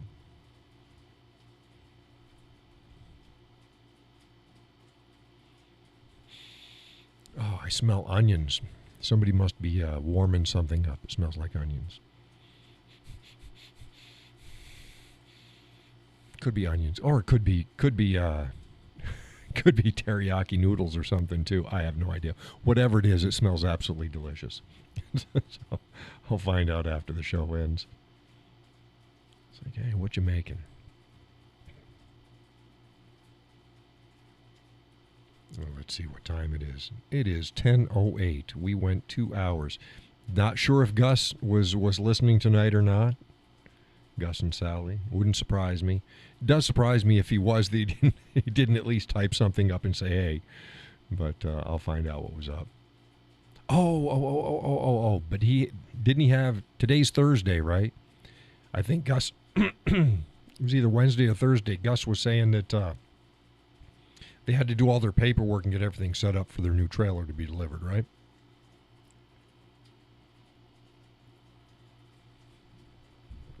Oh, snack time. Yeah, I'm not gonna be eating.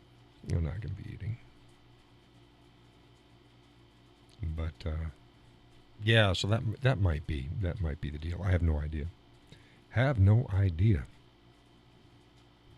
But yeah, I'll be up bright and early tomorrow morning, starting on the videos. For those who would like to help support my content, there is a link in the description of the show. There's a shit ton of things that you can do that doesn't cost a dime. So you can click on that.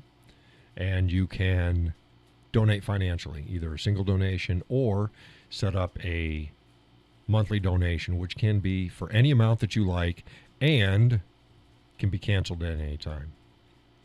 Now, I had some people cancel their monthly donations. I understand why. It's because they weren't getting my content. It wasn't that I didn't produce it. But if they were following me on Facebook, unless they came to my page, which most people don't, they like it in their feed, they didn't get my content. But it was there. So again, I understand why somebody who doesn't think that they're getting their money's worth would stop donating. I get it. Hopefully now that my content is available readily for you again, that I can earn your donations once again. And for those who haven't donated,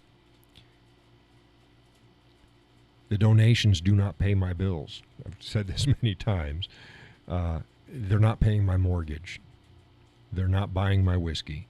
They're not paying my electric bill. They normally go to try to go back to recoup some of the money that I invested in equipment and resources needed for my content and social media presence. But yeah, I'm not making money hand over fist. Most people probably wouldn't work a week, if that, for what I make a month or more off of donations. So just know that oh, he's got to be everybody else is getting, no, wish it was. I wish, be it everybody who subscribes to my content gave me $1 a month, I'd be golden.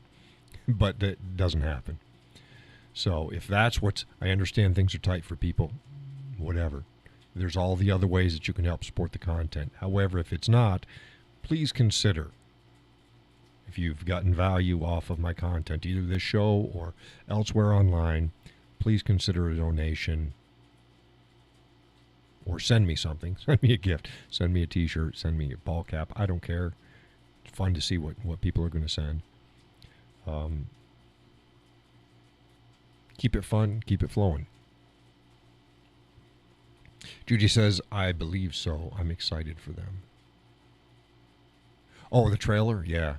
Yeah. Sally is stoked. It's a big investment, but she's stoked.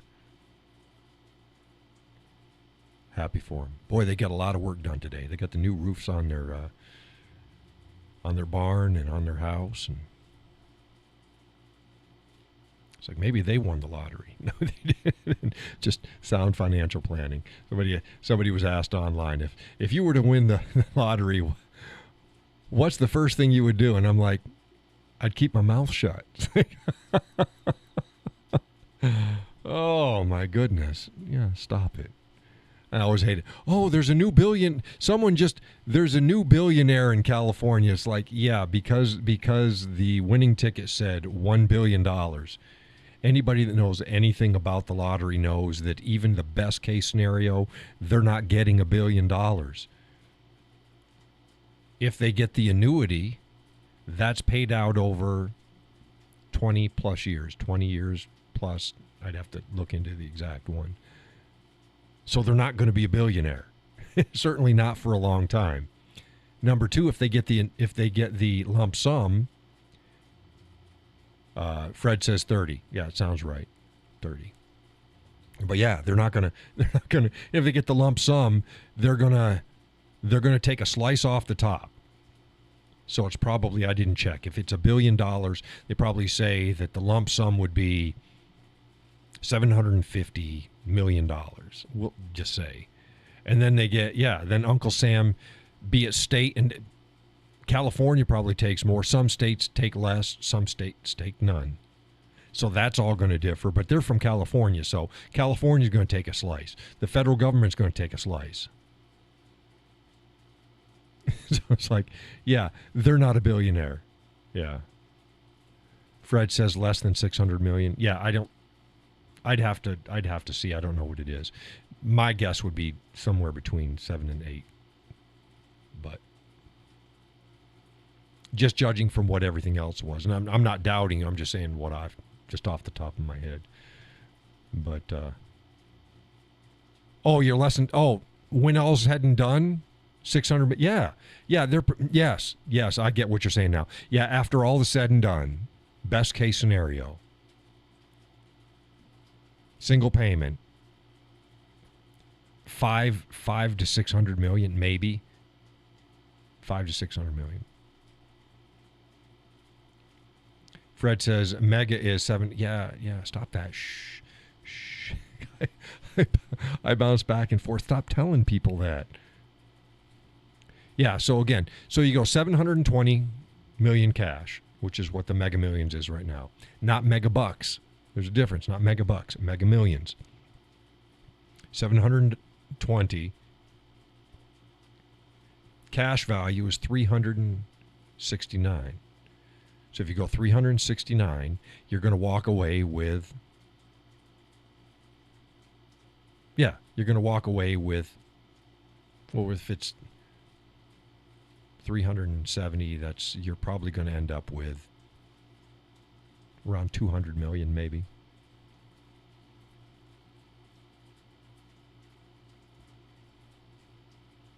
And that's fine. Hey, that's, again, people complain, oh, it's a ripoff. You're not getting it. It's like, no. If you think all of that is a ripoff and you paid $2 for the ticket, you're an idiot. If you're buying lottery tickets and you can't afford your food and your car payment and your mortgage and your internet and your phone bill and all the other things, you're an idiot. There's nothing wrong with playing the lottery. It's not a stupid tax. Any more so than if you can't afford your other bills and you're buying a six-pack of beer. That's pretty foolish. Don't do that. If you're buying a carton of cigarettes, don't do that. It's pretty foolish. If you're buying a bunch of soda, don't do that. It's pretty foolish. Pay your bills. Buy the things that you need. The rest is entertainment, and it's fine. Judy says, that would change my life and everyone around you. God, I hope not. Here's number one. I hope the hell it doesn't change everybody's life around you, because your life is going to go to hell. Be very careful what you do with your money. Be very careful who you help and how you do that help. The best way for everybody around you is do it anonymously, and don't let them know that it came from you if that's what your goal is, to help a bunch of people. Because the biggest horror stories out there is when a bunch of people who have no claim to your money whatsoever either think that they deserve something that you had or you did not give them enough. So be very careful how you help people. Help people, yes, but you should be helping people now. We all should be helping those around us when we can. How we help them and what it is different. But yeah, it's like, whoa. Same way with family members. Yeah, you'll find a bunch of people coming out of the woodwork, and people you thought were decent people because, well, it's not really your money anyways, because it's like, no, you bought the ticket. It's like if somebody that I knew or a family member won the lottery and they didn't give me a dime, I wouldn't be upset. I didn't buy the ticket. I didn't buy it. I'm not upset how they spend their money, however they get it, as long as it's legal. I don't do their job. I don't pay their salary. They don't pay my bills. I'm happy for them. Good job. Good job. I don't have that envy thing. I don't, oh, this guy's driving a better car than me. Did he earn it? Is he enjoying it? Have fun. Have at it. Did he keep me from doing something? No. Done deal. Done deal. I don't play this envy game, but I know how people are. So yeah, wow. No, Judy, please, if you ever win any amount of money that's substantial, just be very, very careful, because it's ruined so many people's lives. They go, oh no, not my friends, not my family, not yeah. It's funny how things change.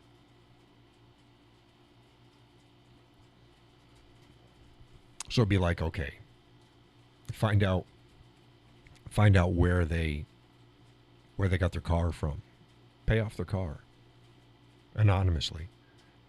Dealerships and banks don't give a shit where the money comes from.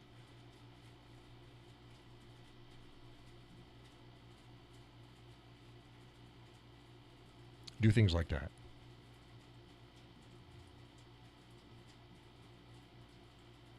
And then don't tell people. Don't tell people. I don't tell people how I help people. I don't have to tell. I have to tell them what a saint I am. Oh, look what I did this and I did. I know what I did, and the people that I help know what I did.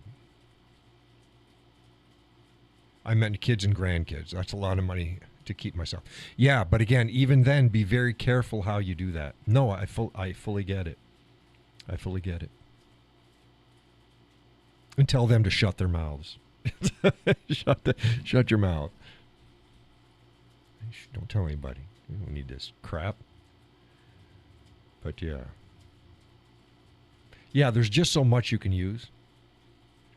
After that, it's just sitting there. And we're all of the age. We're all of the age now. It's totally different if we were like 20. But we're not 20. We're not 20. So. And I hate thinking about this. Sometimes I think about it and then, and then I go, holy shit. Our time on earth is not infinite. And we're in the ladder curve. ladder curve. How ladder that is by a lot of different factors, but we're not 20. We're not 40. we're well past that. So so you have your house, your car, your toys, your animals, what you want to do. And it's like after that, figure in your operating expenses and your taxes and how much it's going to. That's what a lot of people forget when they buy things too. It's like, yeah, it's you buy an expensive house and expensive property, your taxes go up and your operating costs they go up. It's like when anybody buys a house, I don't care what house it is, find out the operating costs of their house. How much are they paying for heat each year? What's their average electric bill? You can find that. It should be in the listings. They should have it. And a good real estate agent will help make sure that that's found out for you. Because it doesn't matter if, like, let's say you buy a car. Say you buy a $150,000 car.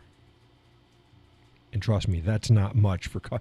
You can get a lot more expensive, but that's a lot for most people. $150,000 car. Well, your insurance is going to be more. Your chances are you're going to pay more in gas. It's probably got a bigger engine. Your registration is going to be more depending upon where you live and stuff like. All of your costs go up. It's not just, oh, I can afford this, or the same way with a house. Oh, I can afford a $3 million house. Yeah, okay. And if you don't have a residual and you spent all your money on that $300 million property, chances are within 5 years you can't afford it because it costs money. A lot of people come into money, they don't think about those things. So think about those things. Because it adds up. And then make sure that again, I'm all for helping people out. Find out what that's the same way you give somebody a gift. That's another thing. You give somebody a gift. Like, let's say you have a kid and you get them a $300,000 house. Doesn't sound like much, right? But if they can't afford the upkeep on the house and they can't afford the property taxes and they can't afford an increased heating, cooling, and electric bill for the place, did you really help them?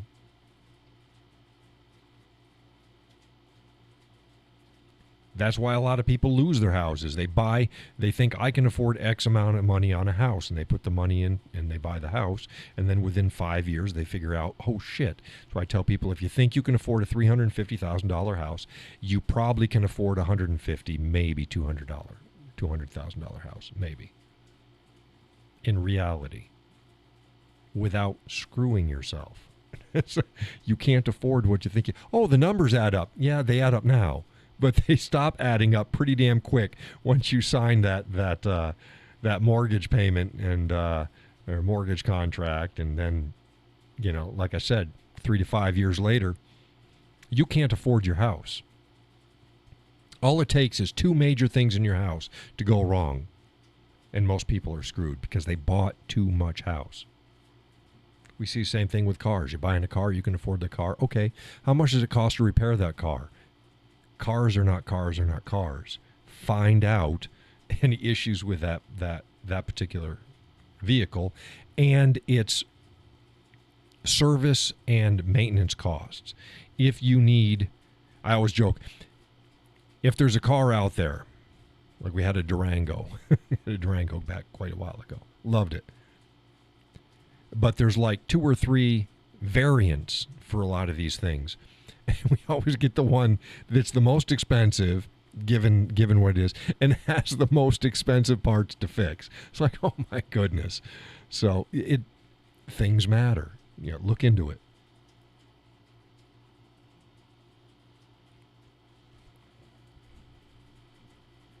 Things matter. So make sure that when you're helping somebody, you're actually helping them, and that you're not putting them in further financial difficulty, thinking that it was a good thing. Because it might not be. It might not be a good thing at all. It might be better to help them with food each month. It might be better to, I don't know, if they've got a current house. Help pay off the mortgage of the current house that they have. Because if they can afford, even if they're right at the edge, if they can afford their current mortgage, if their house that they're in is paid off, there should be no reason whatsoever they can't do the property taxes, as well as other stuff. You've freed them up. Where if you go and you buy them, like let's say they're in a $200,000 house, and you buy them an $800,000 house. That just may be, even if you paid it off, it just may be too much house.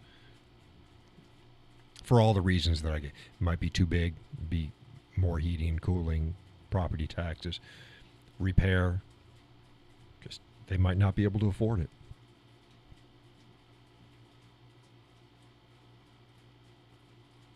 And doing something nice for somebody that ends up being a burden to them it doesn't help them at all.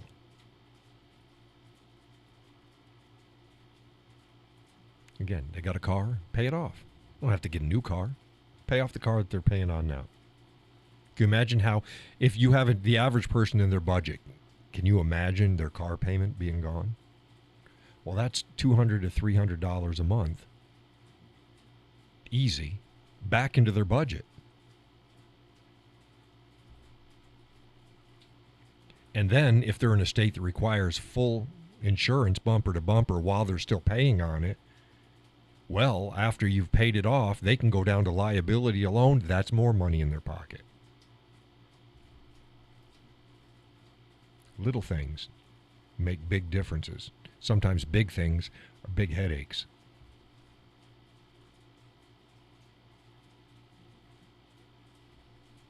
Grocery bill. They got a big family. Well, you go do groceries, and you're a member of like Sam's Club or BJ's or something like that, Costco, and you go and you buy in bulk. You give them half the shit that you bought. Imagine what it would do for their grocery bill. And you still got stuff at good prices because you bought it in bulk, because you could do that.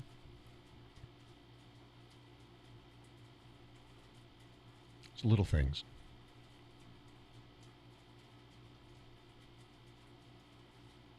So yeah, if you win big amounts of money, think smart, think long term, not just for you, but for those that you're going to help out. How you're going to help them out. How that may or may not come back to hurt you, or how it may or may not come back to hurt them. A lot of people do, like they'll start like a savings account for like the grandchildren. Great idea. You just put it in there so that when they're ready for college, they've got some college money.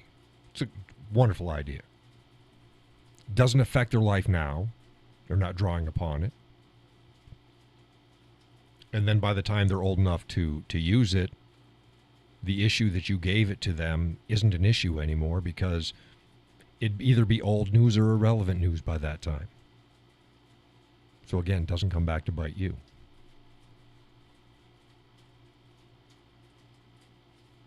One thing that I've always wanted to do is share with friends and family things that I could never do growing up because I grew up poor. So if it's going to an amusement park, if it's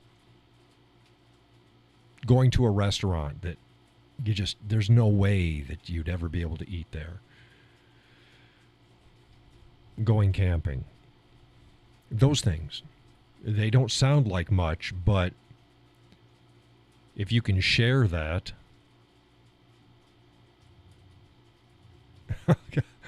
Ryan says, okay, replaced Fred. Okay.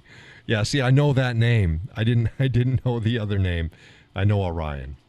But yeah, these are little things that if you have the financial wherewithal to do it, they can make a big difference in somebody's life, especially when they're young. Because like I knew I had friends that they did things. They'd go on summer vacations. I never did. You know, making sure that you're. How about here's another neat thing: take your grandchildren out for their their school year shopping. Can you imagine how much money that would free up out of somebody's budget, not having to, especially if they've got 2 or 3 kids? Because every year they're going to need new sneakers, they're going to need new jeans. Shirts tend to last longer, but definitely jeans, sneakers, socks, things like stuff. And that's not going to screw them. And it's not going to screw you. You just, oh, we're going to go to the store. You just go. And you could also do that. You could turn that into an event. So you bring one grandchild at a time. Today's your day. And you spend a day with them. You take them out to lunch. You take them out shopping. Yeah. It's the little things. Everybody thinks big. I'm grand. You don't have to do grand things, because all of these things cost money as well. But they're things that would make a big impact in their lives. Little things making big impacts.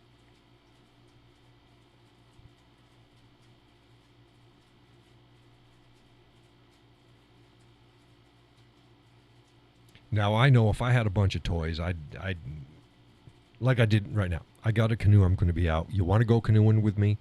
Get in contact with me. If you're in New Hampshire, you want to come along on one of my days, let's get it set up. You want me to come on one of your days, let's get it set up.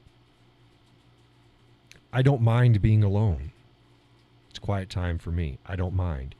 However, it's nice to share things with people. Share the experience. Did you see that? You know, look at that. Oh, look how beautiful this is. Now I'm going to be sharing. That's also part of the reason of the video series. Sharing with people. I couldn't imagine getting all sorts of toys and then just doing everything by myself. No. Share.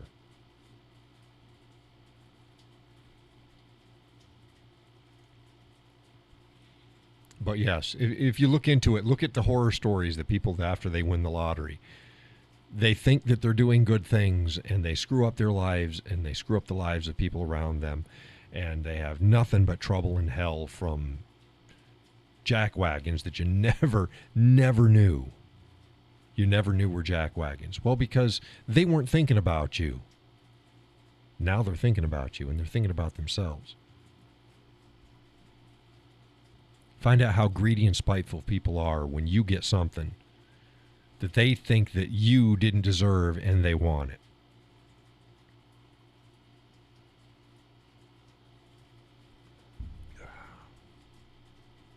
But yeah, be creative.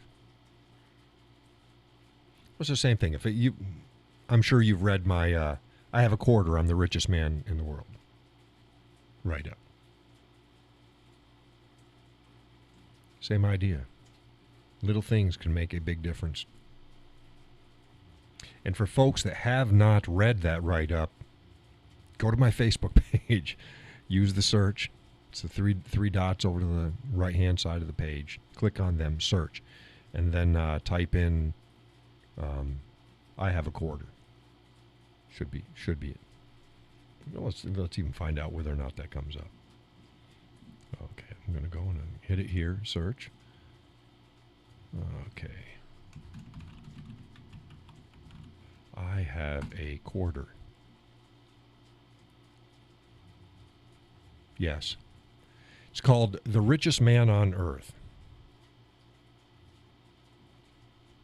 And I think in that write-up I gave two examples. We're in two different locations. And both with children. Yes. Let's see the picture right here. See, this is the old one. This was in 2022, and I wrote this back in 2017. I have a quarter. I'm the richest man on earth. I'll tell you what. I'm going to September 22nd, I think. Okay, no, April 12th. April 12th was the last time I republished that on my page. So I wrote it in 2017. The last time I put it on my page was April 12th. Yeah, that was April. I think. Now I know I've got. Yeah, I've actually got quite a few new followers. I got quite a few new followers anyway. So I tell you what, tomorrow I'll republish that on my Facebook page. That way the new folks, they get it as well. I try to recycle in stuff.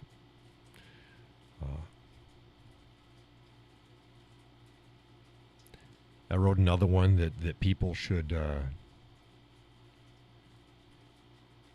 take heed to about human interaction. But I published that again within the last few months, I think. I'll have to go back and see it.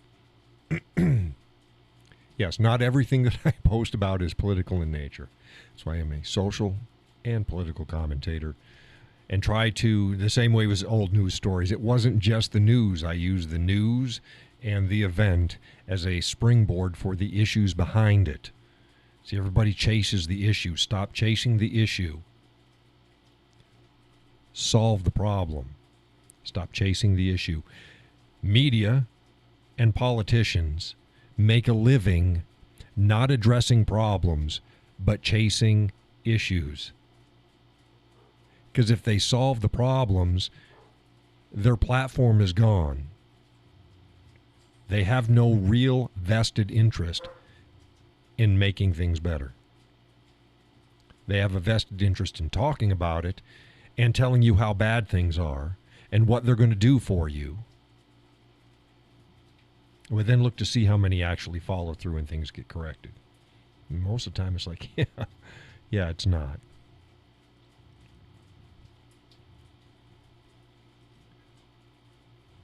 So I'll go ahead and I'll get that article up. Another article that I cycle through a lot of times is Idle Hands. And I don't know when the last time that's got to be within the last couple months I've republished that as well.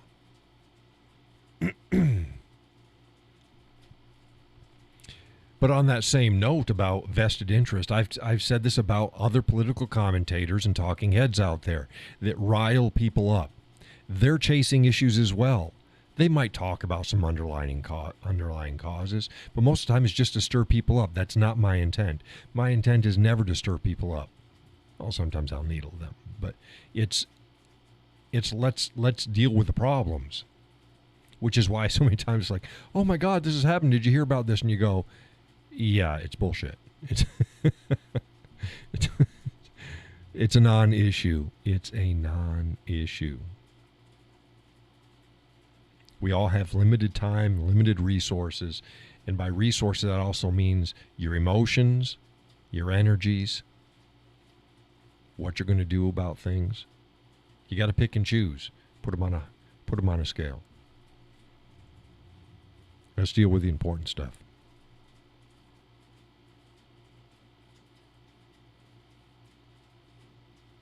Not what Whoopi Goldberg happened to say.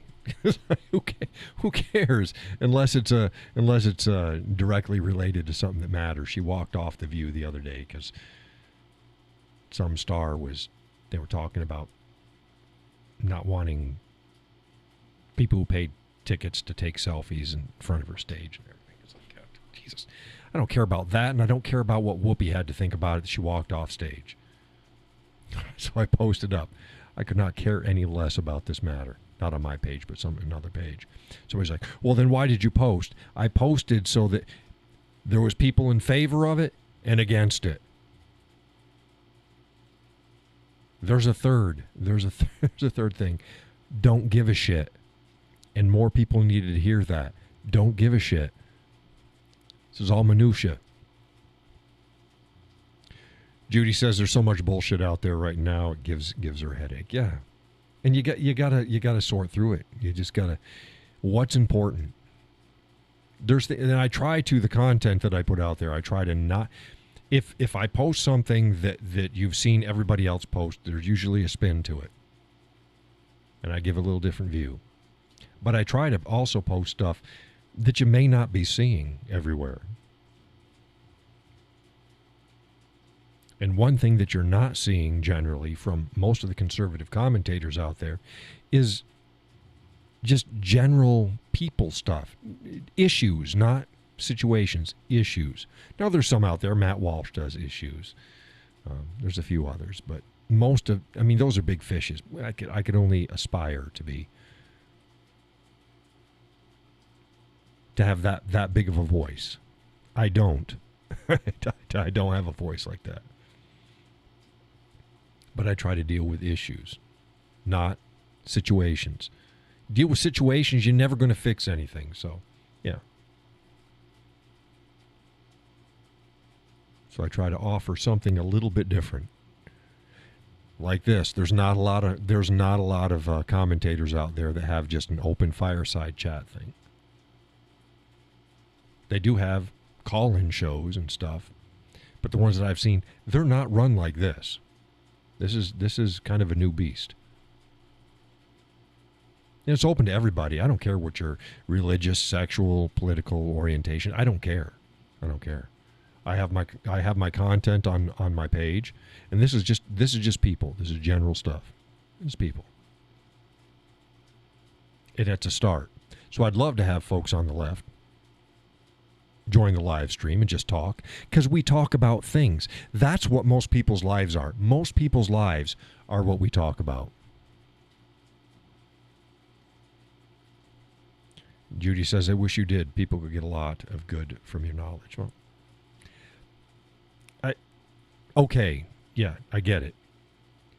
But I'm not saying anything groundbreaking, revelation, but I'm saying things that I think that people need to hear.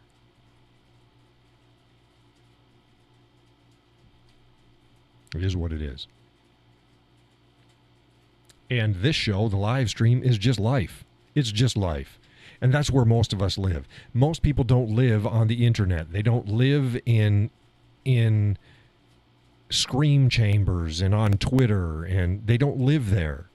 They go there, and it's a self-made and self-propagating hell. This is life. And this is the way America used to be. That it didn't matter what your religion was. It didn't matter what your social and political views were. It didn't matter really what your socioeconomic standing was, or education level, or what have you. To some degree. People's lives and what they lived and how they interacted with people was life. Was life.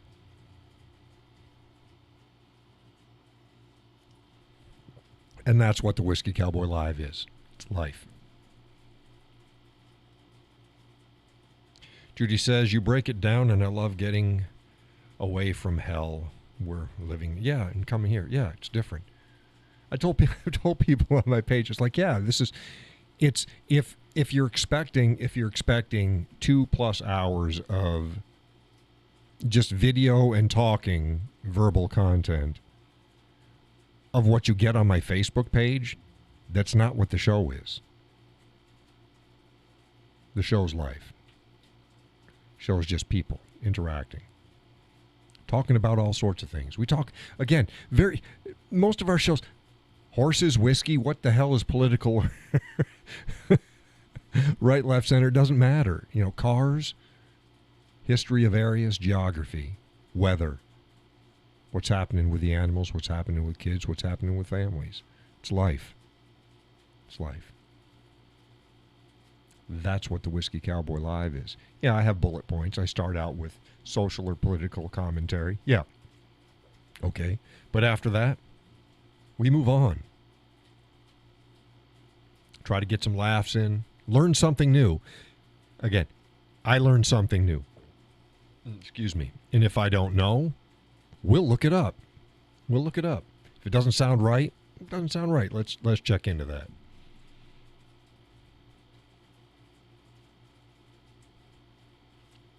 As iron sharpens iron, so we shall sharpen each other.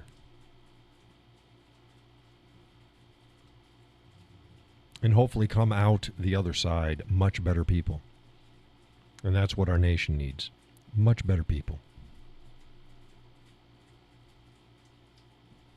And with that, It's now 10:46. We're 46 minutes over, which is fine. Which is fine.